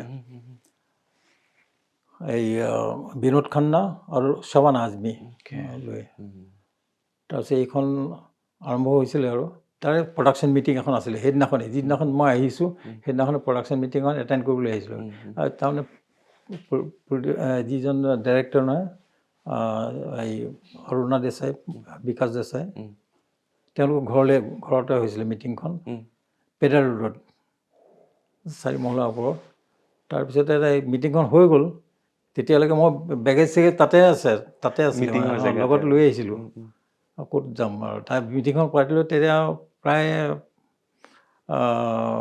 5টামান বাজিছিলে ওলাই আহোঁতে তেতিয়া নামি আহিছোঁ তাৰপৰা তাৰপিছতে মোক ফ্ৰেণ্ড এজন আছিলে একেলগে পঢ়া অনিল তেজানী বুলি তেওঁ মোক সুধিলে তই এতিয়া ক'ত যাবি মই নাজানো ক'ত মই হোটেল এখন থাকিম বুলি ভাবিছোঁ আৰু হোটেল এখন তেতিয়া জানো এটা ৰাতি কটাবলৈ মানে এই হেৰি এখন লাগে 15 টকা নে কিমান লয় মানে গুৱাহাটীৰ ওচৰত তেতিয়া শ্বেয়াৰ কৰিলে ডমিট্ৰিত আছিলে তেনেকুৱা ধৰণৰ 15 টকাত মাছ থাকিব পাৰি আৰু সেইটোৱে মনত ভাবি থৈছিলোঁ ওলাই আহোঁতে তাৰপিছতে দেখিলোঁ যে এই মানে টেক্সি এখন মানে ৰৈ আছে টেক্সি এখন মানে বনেটখন খোলা আছে তাৰমানে বেয়াই হ'ল তাৰপিছত তাত মানুহ এগৰাকী বহি আছে তাৰ ওচৰতে পিছফালে যাত্ৰী এগৰাকী টেক্সি ড্ৰাইভাৰতে মানে হেৰি কৰিছিলে আৰু ইঞ্জিনটো ঠিক ঠাক কৰিবলৈ লৈছে আৰু তেনেকুৱা ধৰণৰ চিনেমা লগা কাহিনী তাৰপিছত তেনেকুৱাই আৰু মই আহি হ'লে তাত চালোঁ যে দেখোন আমাৰ ছিনিয়ৰ মানে তেওঁ স্ক্ৰীন প্লে ৰাইটিঙত কৰিলে তাৰপিছত ওলাই আহিলে তেওঁক মই এছিষ্ট কৰিছিলোঁ ইনষ্টিটিউটত আৰু এছিষ্টেণ্ট হিচাপে কাম কৰিছিলোঁ ওলাই আহিলে তাৰপিছত সুধিলে মানে লগ পালোঁ আৰু সেইখিনি সময়তে কথা পাতি থাকোঁতে তেখেতে মানে সুধিলে তেওঁ আচল নাম আৰু ঘৰত পঠা নামটো চিন্নাই সুধিলে তই ক'ত থাকিবি বোলে তো মই বোলো এতিয়ালৈকে ঠিক হোৱা নাই তো তেওঁ ক'লে কি কাম এটা কৰ তই মোৰ তালৈ আহি যা মই আজি দিল্লীলৈ যাওঁ ঘৰটো অকলে থাকিব তাতে এসপ্তাহমান তাত থাকে এসপ্তাহৰ পিছত মই আহিম তেতিয়া তই এসপ্তাহৰ ভিতৰত কিবা এটা বিচাৰি ল'বি মই খুব ভাল পালোঁ আৰু তাৰপিছত মই তেওঁ মোক চাবিটো দি দিলে তাৰপিছত সেই তেনেকৈ মই তেওঁ তালৈ গ'লোঁ আৰু এই চাবিটো দিছে আৰু টেক্সিখন ষ্টাৰ্ট হৈ গ'ল চাওকচোন কানেকশ্যন বাপৰে টেক্সিখন ষ্টাৰ্ট হ'ল তাৰপিছত লগে লগে গ'ল আৰু তেওঁ মানে সেইদিনাখনে গুচি গ'ল মানে ট্ৰেইনত গ'লগৈ হেৰিত দিল্লীলৈ তাত ফোন এটাও আছে ধুনীয়া ইমান ভাল একটা চব 4 বেডৰুম ফ্লেট এটা তাৰপিছত আৰু অসংখ্য কিতাপ তেওঁ দেউতাক আছিলে ভি ভেংকটেপিয়া এই আগতে ৰিজাৰ্ভ বেংকৰ গভৰ্ণৰ আছিলে তেওঁ পিছত প্লেনিং কমিশ্যনৰ চেয়াৰমেন আছিলে ডেপুটি চেয়াৰমেন তো খুব মানে হেৰি আৰু আগৰ ICS অফিচাৰ আছিলে তেওঁ আধ্যবন্ত আৰু ICS অফিচাৰ আছিলে এইটো মানে খুব হেৰি আৰু লাৰ্ণেড মানুহ তো ব্ৰিটিছৰ দিনৰ পৰাই চ' অসংখ্য কিতাপ আছিলে গোটেই কিতাপ আছিলে তো মই কিতাপ মানে লাইব্ৰেৰী খুব ভাল পাওঁ তাৰপিছত লাইব্ৰেৰীতে পঢ়িলোগৈ তাৰপিছত লাইব্ৰেৰীটো দেখিয়ে মানে এনেকুৱা ভাল লাগিছে নহয় মই বোলে 7 দিন ইয়াত থাকিবলৈ দিছে মোক আৰু ধাম ধুম পঢ়িছোঁ এবাৰ মই যিমান পাৰোঁ পঢ়িছোঁ মই আৰ্ট কালচাৰৰ বিষয়ে মই ইমান নাজানিছিলোঁ আৰু বিশেষকৈ মানে ইণ্ডিয়ান ট্ৰেডিশ্যনেল আৰ্ট কালচাৰ এইবিলাক ফ'ক চং এইবিলাক ফ'ক কালচাৰবিলাক যিমান পাইছোঁ পঢ়িছোঁ আৰু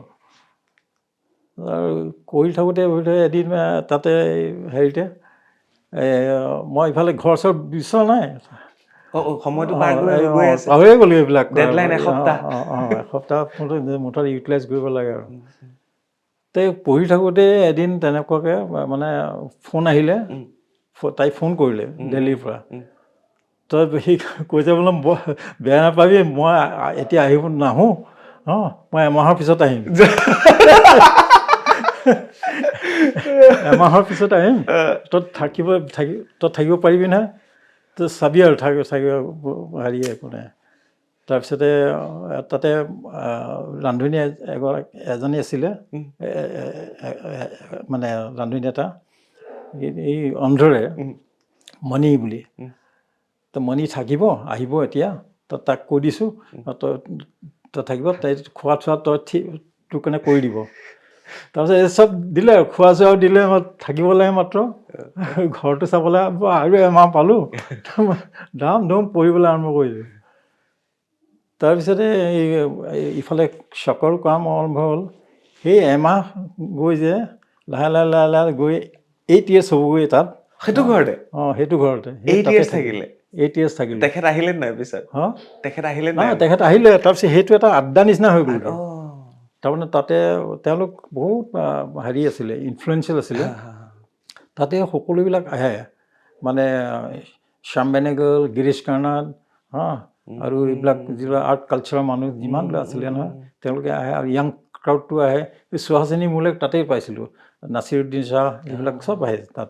ওমপুৰী চামপুৰী, ওমপুৰীত তেতিয়া তাত মই যেতিয়া এটা ৰুমত আছিলোঁ, ওমপুৰীত আছিলেহি তাতে এটা ৰুমত। পিছত ওমপুৰী, কুলভূষণ খাৰবাণ্ডা, তেওঁলোক তাতে থাকিলে। তাৰপিছত মই মানে মোৰ হেৰি আৰু মোৰ ৰুমটো আটাইতকৈ ভাল আৰু মানে সাগৰৰ ফালে হেৰি কৰা, বেলকনি এখন আছে, তাত থাকিলোঁ আৰু 8 বছৰ। তাতো পইচা চইচাও দিব নালাগে আপুনি? পিছলৈ পইচা ভাড়া দিবলগীয়া হ'ল নে নহ'ল? ভাড়াটো এতিয়া কথাই নাই, মানে আচলতে ভাড়া তাত যিখিনি পাওঁ তাত খৰচ কৰোঁ আৰু নিজৰ চলিবৰ কাৰণে। আৰু বিশেষকৈ মানে এই যিবিলাক লগ পালোঁ আৰু শ্যাম বেনেগল গোটেইবিলাক আহে তাত, গোবিন্দ আৰু সুহাসিনী মোলেক তাতে লগ পালোঁ। তেতিয়া মই অপৰূপাখন মোৰ চেংচন হৈছিলে নহয়, তেতিয়া স্ক্ৰিপ্টখন পঢ়োঁ বুলি ক'লে, পঢ়িবলৈ দিলোঁ। তো মোক সুধিলে বোলে হেৰি মোক কৰিবলৈ দিবি বুলি। তাৰপিছত আৰু তেতিয়াহ'লে ভাল চিনাকি হৈছিলে আৰু। তো বোলো তেতিয়া মোৰ মানে তাই তেতিয়া হেৰি ভুৱন চোমখন কৰিছিলে, মৃণাল সেনৰ। খুব পপুলাৰ হৈছিলে তাই, খুব ফেচখন খুব ধুনীয়া আছিলে তেতিয়া। আৰু তেতিয়া তেতিয়া সত্যজিৎ মানে হেৰি কৰিছিলে, এচিষ্ট কৰিছিলে। তাৰ মৃণাল সেনকো এচিষ্ট কৰিছিলে সেইখিনি সময়তে। তো কৰিম বুলি ক'লে আৰু অপূৰ্বা। তেনেকৈ তাইও ৰাজি হ'ল। আৰু তাৰপিছত গিৰীশ কাৰ্নাডকো তাতে সুধিলোঁ, কুলভূষণ খাৰবাণ্ডা। তাৰপিছত এনেকুৱা ভাল লাগিলে, এইবিলাক মানে আউদবাণী পাই যেতিয়া মানে NBK মূৰ্তিয়ে মানে এইটো সহজ কৰি দিলে আৰু 69ৰ পৰা ব্ল' আপ কৰাটো। তেতিয়া মই মানে একেটা উশাহতে নহয়, অসমীয়াটো কৰিম, হিন্দীটো কৰিম, সেই ডুৱেল ভাৰ্চন এটা কৰিম। অপূৰ্বাখন সেইকাৰণে অসমীয়াটো আছে, হিন্দীটো আছে। হিন্দীটো আছে। তাৰপিছত হিন্দীৰ নাম কি হ'ব, এইবিলাক চব ইহঁতি কুলভূষণতে মোক সহায় কৰিলে। তাৰপিছতে অপেক্ষা বুলি কৰিছিলোঁ তাতে ফাৰুক শ্বেখো লগ পাইছিলোঁ। ফাৰুক শ্বেখো ক'লোঁ, ফাৰুক শ্বেখ কৰিম বুলি ক'লে।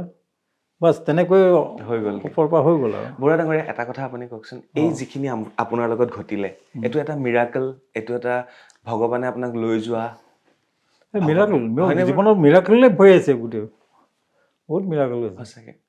তাৰপিছতে বাকীখিনি বাৰু যাব, এইখিনি চলি থাকিব, ফিৰিঙতি, পাপৰি, হালধীয়া চৰাই, বাওধান খাইৰ পৰা আৰম্ভ কৰি বহুত অজস্ৰ ছবি তেখেতে পৰিচালনা কৰিলে।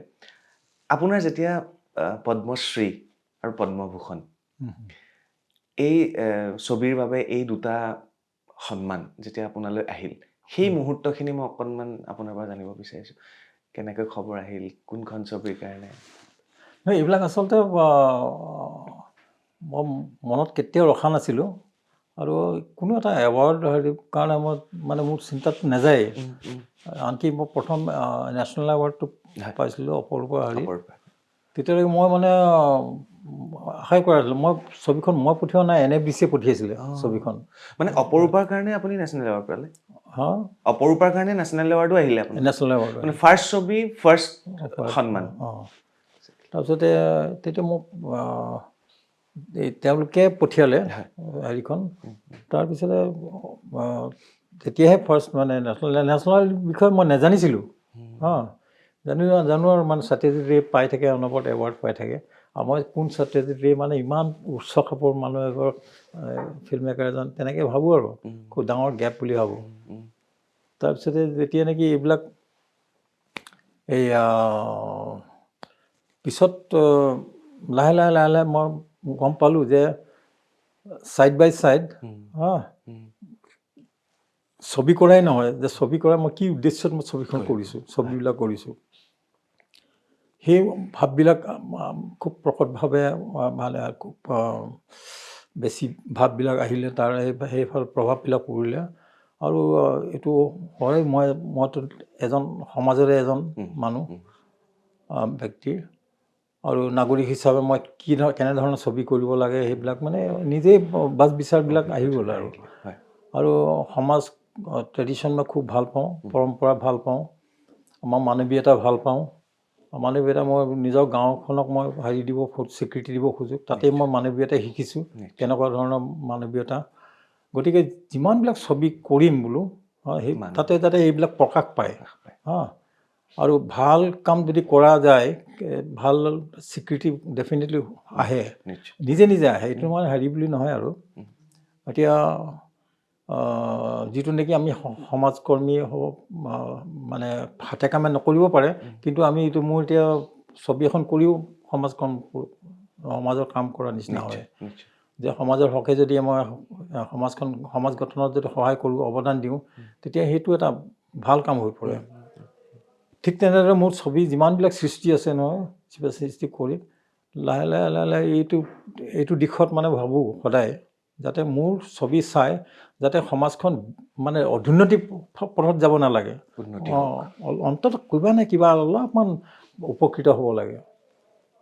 সেই ভাৱটো মোৰ খুবেই আছিলে আৰু সৰুৰ পৰা আছিলে, যিয়ে কাম নকৰোঁ লাগে। আৰু এইটো মই হেৰি দিব লাগিব, মানিব লাগিব মানে মোৰ পেৰেণ্টছ, পিতৃ মাতৃ। গতিকে সেই যিটো যে ভাৱ আৰু সেই ভাৱ লৈ যেতিয়া নেকি কৰা যায়, অট'মেটিকেলি যিটো সৃষ্টি কৰা যায় নে এই মানে চকুত পৰে আৰু ঠিক তেনেদৰে মই অনুভৱ কৰোঁ যে যিমানবিলাকে তেনেকুৱা ধৰণৰ ভাল ভাল স্বীকৃতি পাইছে বা নেশ্যনেল অনাৰ পাইছে, হেৰি পাইছে, ঠিক তেনেদৰে নিজৰ যিটো মানে কাম, নিজৰ কৰ্তব্য, নিজৰ যিটো পেচা, সেই পেচাটোৰ বাহিৰতো যে সমাজত কিমানখিনি বিলাব পাৰিছে, সমাজৰ হকে যিমানখিনি কৰিব পাৰিছে। আৰু ফিল্ম মেকাৰ এজনে মই আগতেও ক'লোঁ যে ফিল্ম মেকাৰ এজনৰ কাৰণে দৰ্শকবিলাকেই সমাজ। গতিকে দৰ্শকে কিবা নে কিবা এটা পাব লাগিব মোৰ পৰা, উন্নত হ'ব লাগিব, তাৰ উপকৃত হ'ব লাগিব, তেতিয়া মোৰ মনটো ভাল লাগে। আৰু সেইবিলাক কৰোঁতে মানে চকুত পৰে আৰু যে এইখন ছবিৰ পৰা আমি এইটো পালোঁ, তেনেকুৱা আৰু পালোঁ বুলি ভাৱ এটা যদি মই অনুভৱ কৰিবলৈ পাওঁ ন, ৰাইজে পালে, দৰ্শকে পালে, মোৰ মনটো ভাল লাগে। আৰু মোৰ ভাল লগাই নহয়, সকলোৰে ভাল লাগে। আৰু তেনেকুৱা ভাৱবিলাকৰ পৰাই এই প্ৰভাৱতে মানে যিটো আৰু বাছ বিচাৰ কৰে আৰু চেণ্ট্ৰেলি, এই নেশ্যনেল অনাৰবিলাক আহি যায়, আহে আৰু দিয়ে আৰু পদ্মশ্ৰী তেনেকৈ অহা বস্তু এটা, পদ্মভূষণ তেনেকৈ অহা বস্তু এটা। আপুনি কমল কুমাৰী ৰাষ্ট্ৰীয় বঁটাও পাইছে, তাৰপিছত আপুনি আজি 2-3 বছৰ আগত আপুনি ভূপেন হাজৰিকা বঁটাও আপোনাক অসম চৰকাৰৰ ফালৰ পৰা দিয়া হৈছে। জানু বৰুৱা ডাঙৰীয়া, ইমান সমূহ ছবিৰ ভিতৰত আপোনাৰ আটাইতকৈ প্ৰিয় ছবি আপোনাৰ বোধেৰে কোনখন? আপোনাৰ বেষ্ট ছবি কোনখন বুলি ভাবে আপুনি নিৰ্মাণ কৰা? এইটো এতিয়া মই ক'ম মানে এই যে মাতৃ এগৰাকী ঘূৰিলে বোলে আপোনাৰ কোনটো সন্তান আটাইতকৈ প্ৰিয় বোলে। সেইটো নহয়, আচলতে হয় কি মানে ভাবে, কিন্তু মই তেনেকৈ কেতিয়াও মানে নাভাবোঁ। মোৰ অপৰূপাখন যিটো উদ্যমত কৰিছিলোঁ, একেটা উদ্যমতে মই কৰোঁ। গতিকে কথাটো এইটো হ'ব পাৰে, মই তেওঁৰ উত্তৰটো বেলেগ ধৰণে দিম, যে মই যেতিয়া মই পিছলৈ উভতি চাওঁ, যেতিয়া মোক মানে কামবিলাক কৰ্মৰাজিবিলাক অপৰপচন যদি যাওঁ আজি মই যদি একেবাৰে নিউট্ৰেলি চাম নহয় হাজাৰটা ভুল পাম তাত হাজাৰটা ভুল পাম মোৰ সেইটো তোমাৰ কেতিয়াও মোৰ বেয়া নালাগে কিন্তু কাৰণ সেইটো তাতকৈ ভাল লাগে কি যে মই যেতিয়া অপৰপচন কৰিছিলোঁ অপৰপচন মই যে মই মোৰ দেন 100% মই তাত দিছিলোঁ কিমান যে কষ্ট আছে তাত বহুত কষ্ট হৈছিলে কিন্তু মই একেবাৰে প্ৰত্যেকটো মুহূৰ্ততে মানে মই যে 100% দিছিলোঁ সেইটো ভাবি ভাল লাগে গতিকে প্ৰত্যেকখনতে সেই তেনেকুৱা এটা যদি ইনভলভমেণ্ট থাকে নহয় গতিকে গোটেইবিলাকে প্ৰিয় হৈ পৰে গতিকে সেই উত্তৰটো তেনেকুৱাই হ'ব আৰু ধন্যবাদ ছাৰ জাহ্নু বৰুৱা ডাঙৰীয়াৰ বিষয়ে আমি পাতি আছোঁ ছাৰে বহু কথা কৈ গৈ আছে যিবিলাক কথা আমি জানিব লাগে আমি বুজিব লাগে ছাৰ আপোনাৰ ডাইৰেকশ্যনৰ বিষয়টো আমি গম পালোঁ ছাৰ আপুনি অভিনয়ৰ যে পাকৈত এগৰাকী অভিনেতা সেয়া আপুনি প্ৰমাণ ইতিমধ্যে কৰিছে বিশেষকৈ যদি মই কওঁ তেতিয়াহ'লে OTT প্লেটফৰ্মত বৰ্তমান কেইদিনমানৰ পূৰ্বে অহা পাতাল লোক প্ৰথমতে ভবা নাছিলোঁ ছাৰ আপুনিও এনেকুৱা অভিনয় কৰে ছাৰ কেনেকৈ মানে অভিনয়ত কেনেকৈ আপুনি আহিলে আগতেও কৰিছে বাট পাতাল লোকটো অলপ বেলেগ হ'ল আগতে কৰা নাই আচলতে তেনেকৈ মই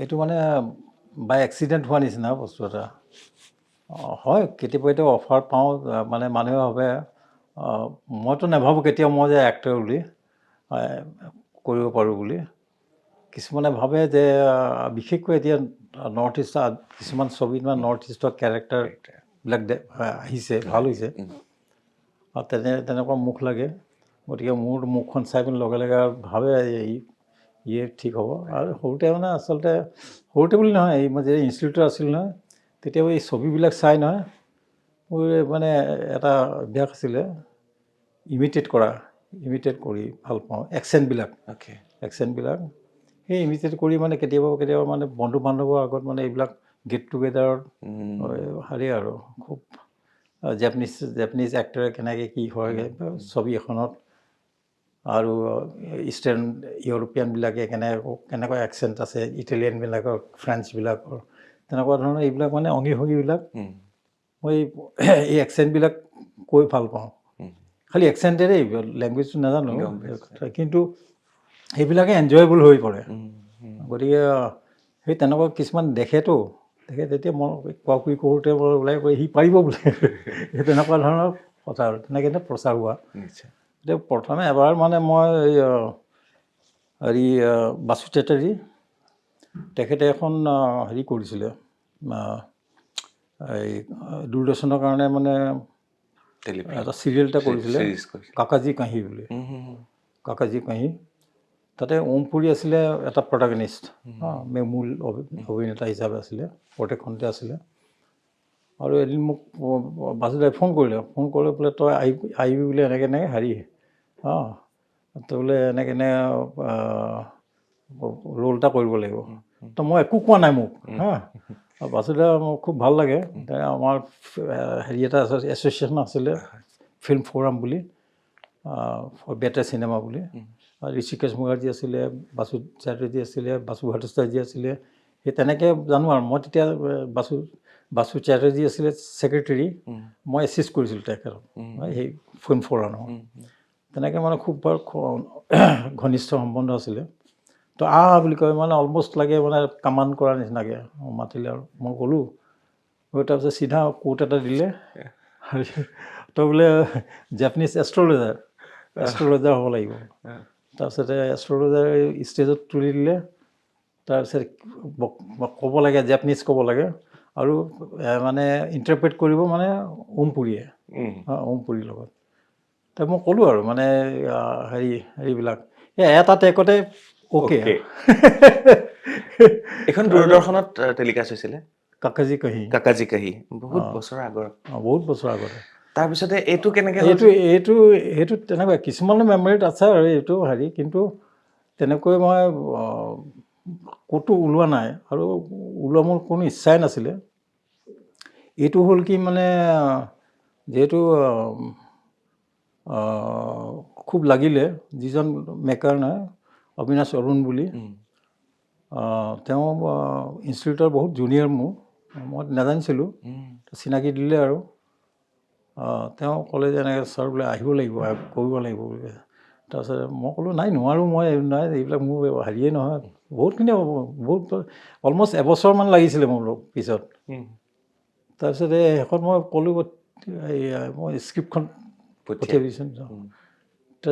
যিহেতু মই গম পালোঁ এতিয়া নৰ্থ ইষ্টৰ বিষয়ে কিবা আছে আৰু মোৰ এটা মানে ধাৰণা থাকে কেতিয়াবা এইটো মানে নৰ্থ ইষ্ট আৰু অসম বুলিলে মই ভাল পাওঁ আৰু মোৰ এইটো নিজা হেৰি, নিজা এলেকা।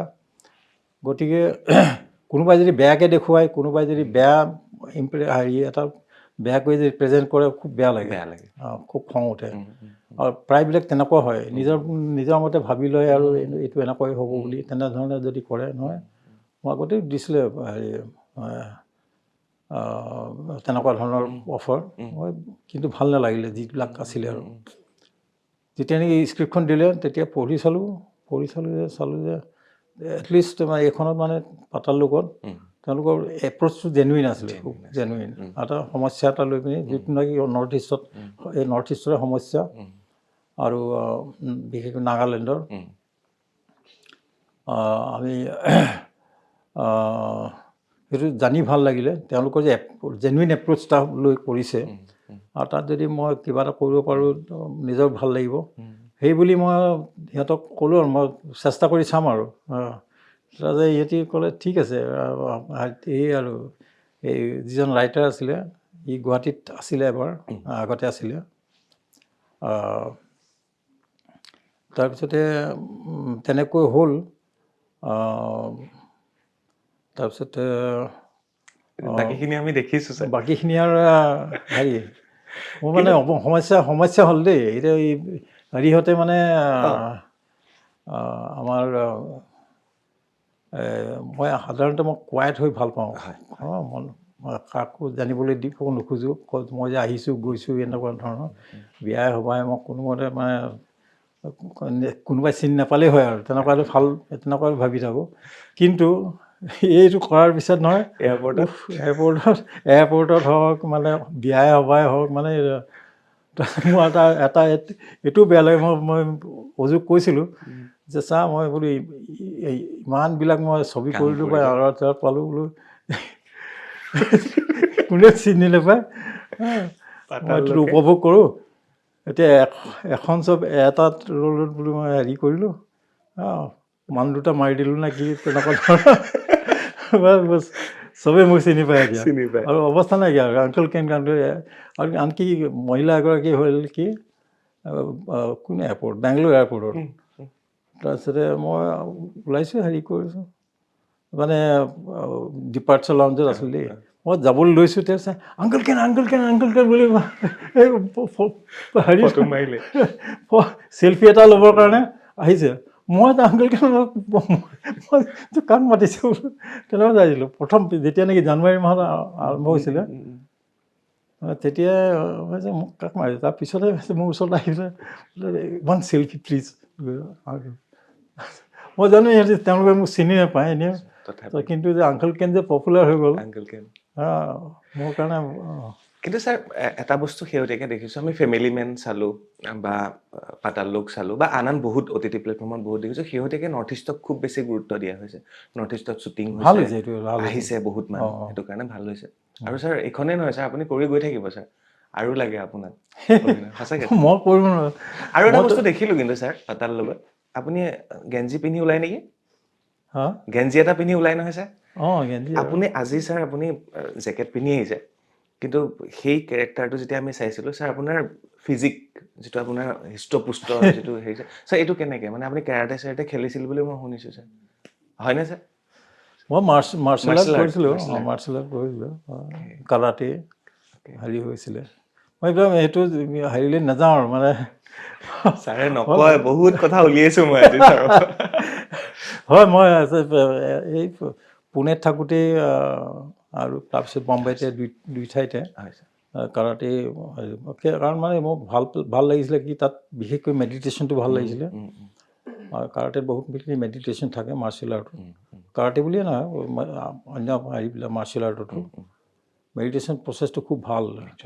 আচলতে মই খুব খঙাল আছিলোঁ দেই, এটা সময়ত বহুত খঙাল আছিলোঁ। ছাৰ এতিয়াও ভয় লাগে আপোনালৈ মোৰ।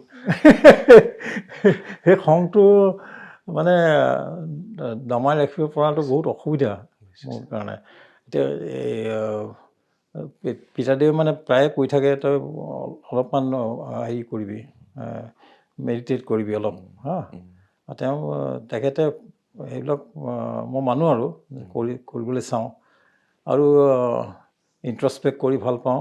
গতিকে তেতিয়া মানে সেই এগ্ৰেশ্যনটো যিটো আছিলে নহয়, সেই এগ্ৰেশ্যনটো ময়ো অনুভৱ কৰিছিলোঁ যে মই ঘপ ঘপ কৰি মানে হাত উঠি যায়, ধাম ধুম, তেনেকুৱা ধৰণৰ আছিলোঁ। কিন্তু মই ভাবিলোঁ যে মেডিটেশ্যনত কাৰাটে হেল্প কৰিব পাৰে।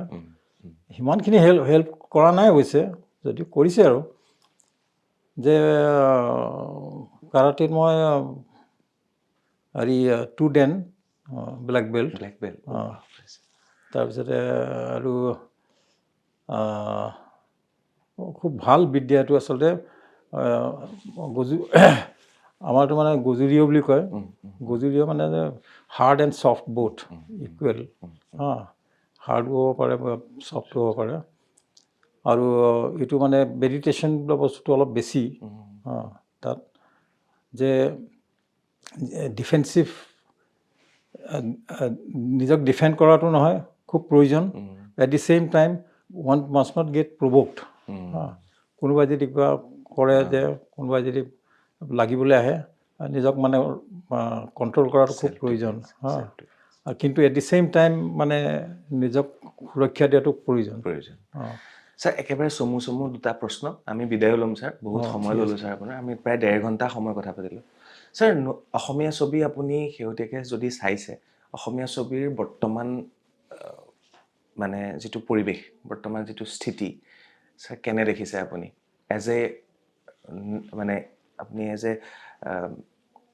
দেশী বিদেশী বহু ছবি আপুনি কৰিছে, মানে চিৰিয়াছ ডাইৰেক্টৰ হিচাপে অসমীয়া ছবি কি পৰ্যায়ত আছে, কেনেকৈ গৈ আছে, এই বিষয়ে আপুনি কি ক'ব বিচাৰিছে? মই আচলতে তেনেকৈ মানে বিশ্লেষণ কৰিবলৈ টান পাম। এইটো সদায় মানে এইটো মই চাওঁ যে প্ৰতিভাবিলাক কেনেকুৱা ধৰণৰ। প্ৰতিভাবিলাক খুব সুন্দৰ প্ৰতিভা, য়ংগাৰ জেনেৰেশ্যনৰ যিটো খুব ভাল প্ৰতিভা আছে, খুব উন্নত। আৰু সেই প্ৰতিভাত কেতিয়াবা হয় কি, যেতিয়া ইনফ্ৰাষ্ট্ৰাকচাৰ যিবিলাক পায় নহয়, তাৰ ওপৰত কথা। তেওঁলোকে যদি ভাল ইনফ্ৰাষ্ট্ৰাকচাৰ পায়, ভাল পৰিৱেশ এটা পায় ছবি কৰাৰ বা তেনেকুৱা ধৰণে সৃষ্টি কৰাৰ, সুন্দৰ সুন্দৰ ছবি উলিয়াব, ডেফিনেটলি উলিয়াব। সেইটো মোৰ দৃঢ় বিশ্বাস এটা। গতিকে এতিয়া যদি কোনোবাই যদি বাধ্যত পৰি কিবা এটা বেয়া ছবি এখন কৰিছে বা তেনেকুৱা এটা বাধ্যত পৰি যিটো কৰিব নলগীয়া কাম এটা কৰিছে, মই তাত এইটো বিবেচনা নকৰোঁ আৰু। তেওঁ মানে খুব দুখ লাগে সেইবিলাক দেখিলে। কিন্তু মোৰ এইটো দৃঢ় বিশ্বাস যে এতিয়া অসমৰ পৰা খুব ভাল প্ৰতিভাবিলাক, মই সদায় সেইটোৱে কওঁ যে Assam is a reservoir of talents. এতিয়া মানে অসম বুলিয়ে নহয়, গোটেই নৰ্থ ইষ্টে বুলি কওঁ। যে কাৰণ হৈছে কি, এই গোটেই এই এলেকাটোৰ এটা কথা মন কৰিব গ'লে, হিষ্টৰিকেলি দে আৰ নট ইনভেডাৰ্ছ। যেতিয়া যিমান কৃষ্টি আহিছে নহয়, ইয়াত কোনো আক্ৰমণকাৰী নাছিলে।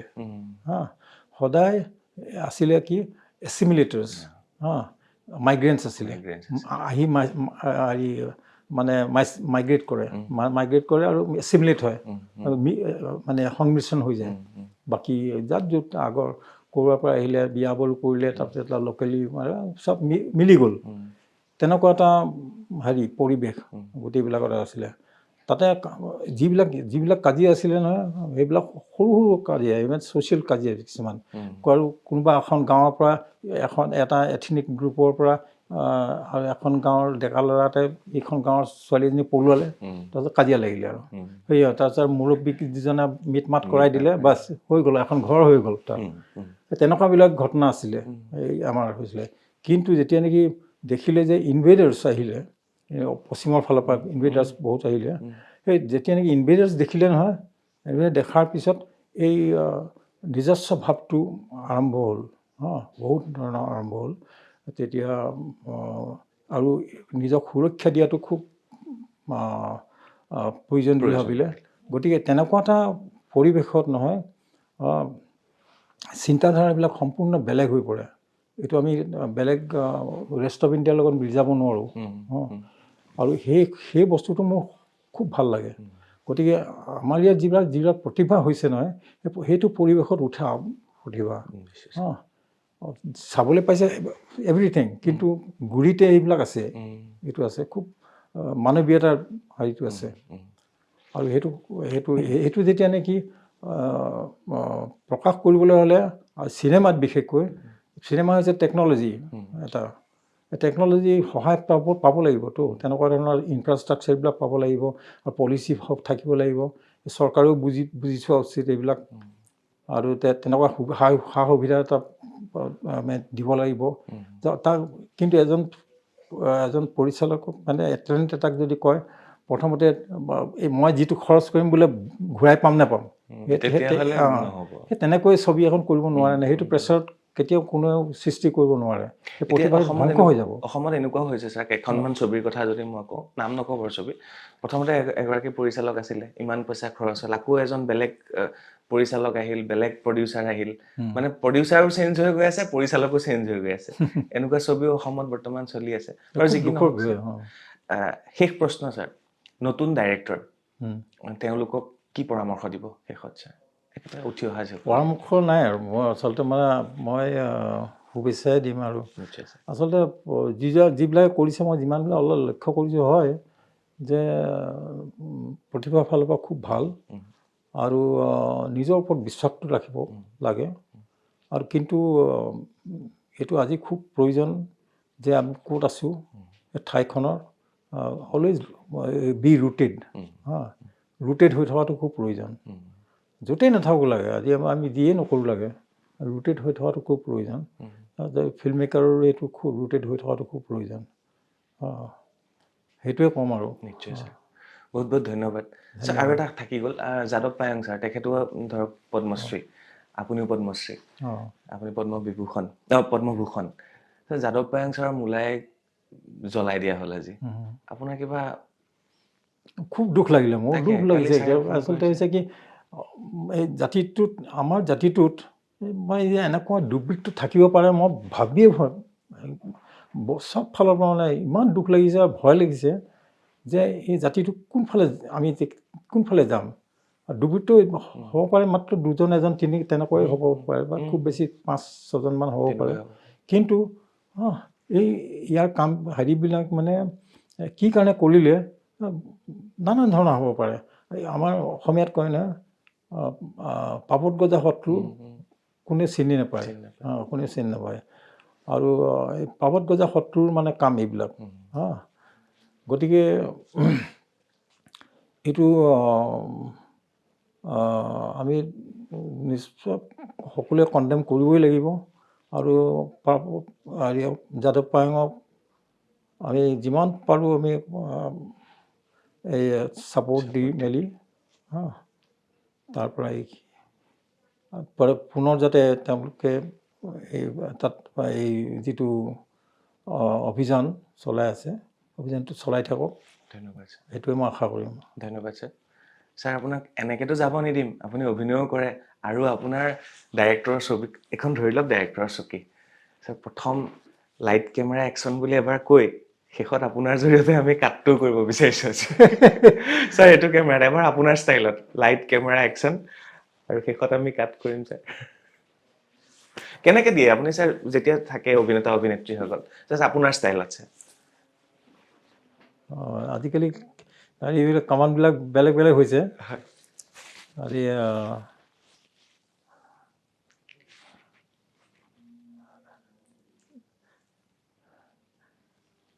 everything ready?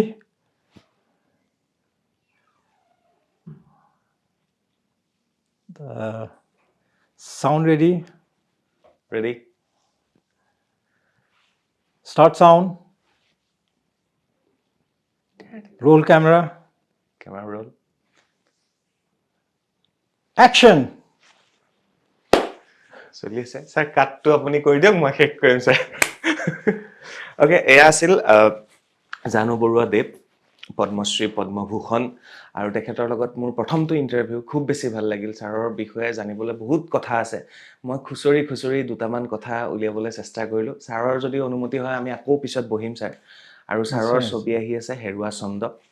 গতিকে হেৰুৱা চন্দ্ৰ 2 জানুৱাৰী তাৰিখে নতুন বছৰৰ প্ৰথমখন ছবি। গতিকে হলত গৈ আপোনালোকে চাব বুলি আশা কৰিছোঁ। ছাৰ, আপুনি যেতিয়ালৈকে কাট নকৰে মই কৈ থাকিম sir. Correct correct. Thank you sir, thank you, ধন্যবাদ।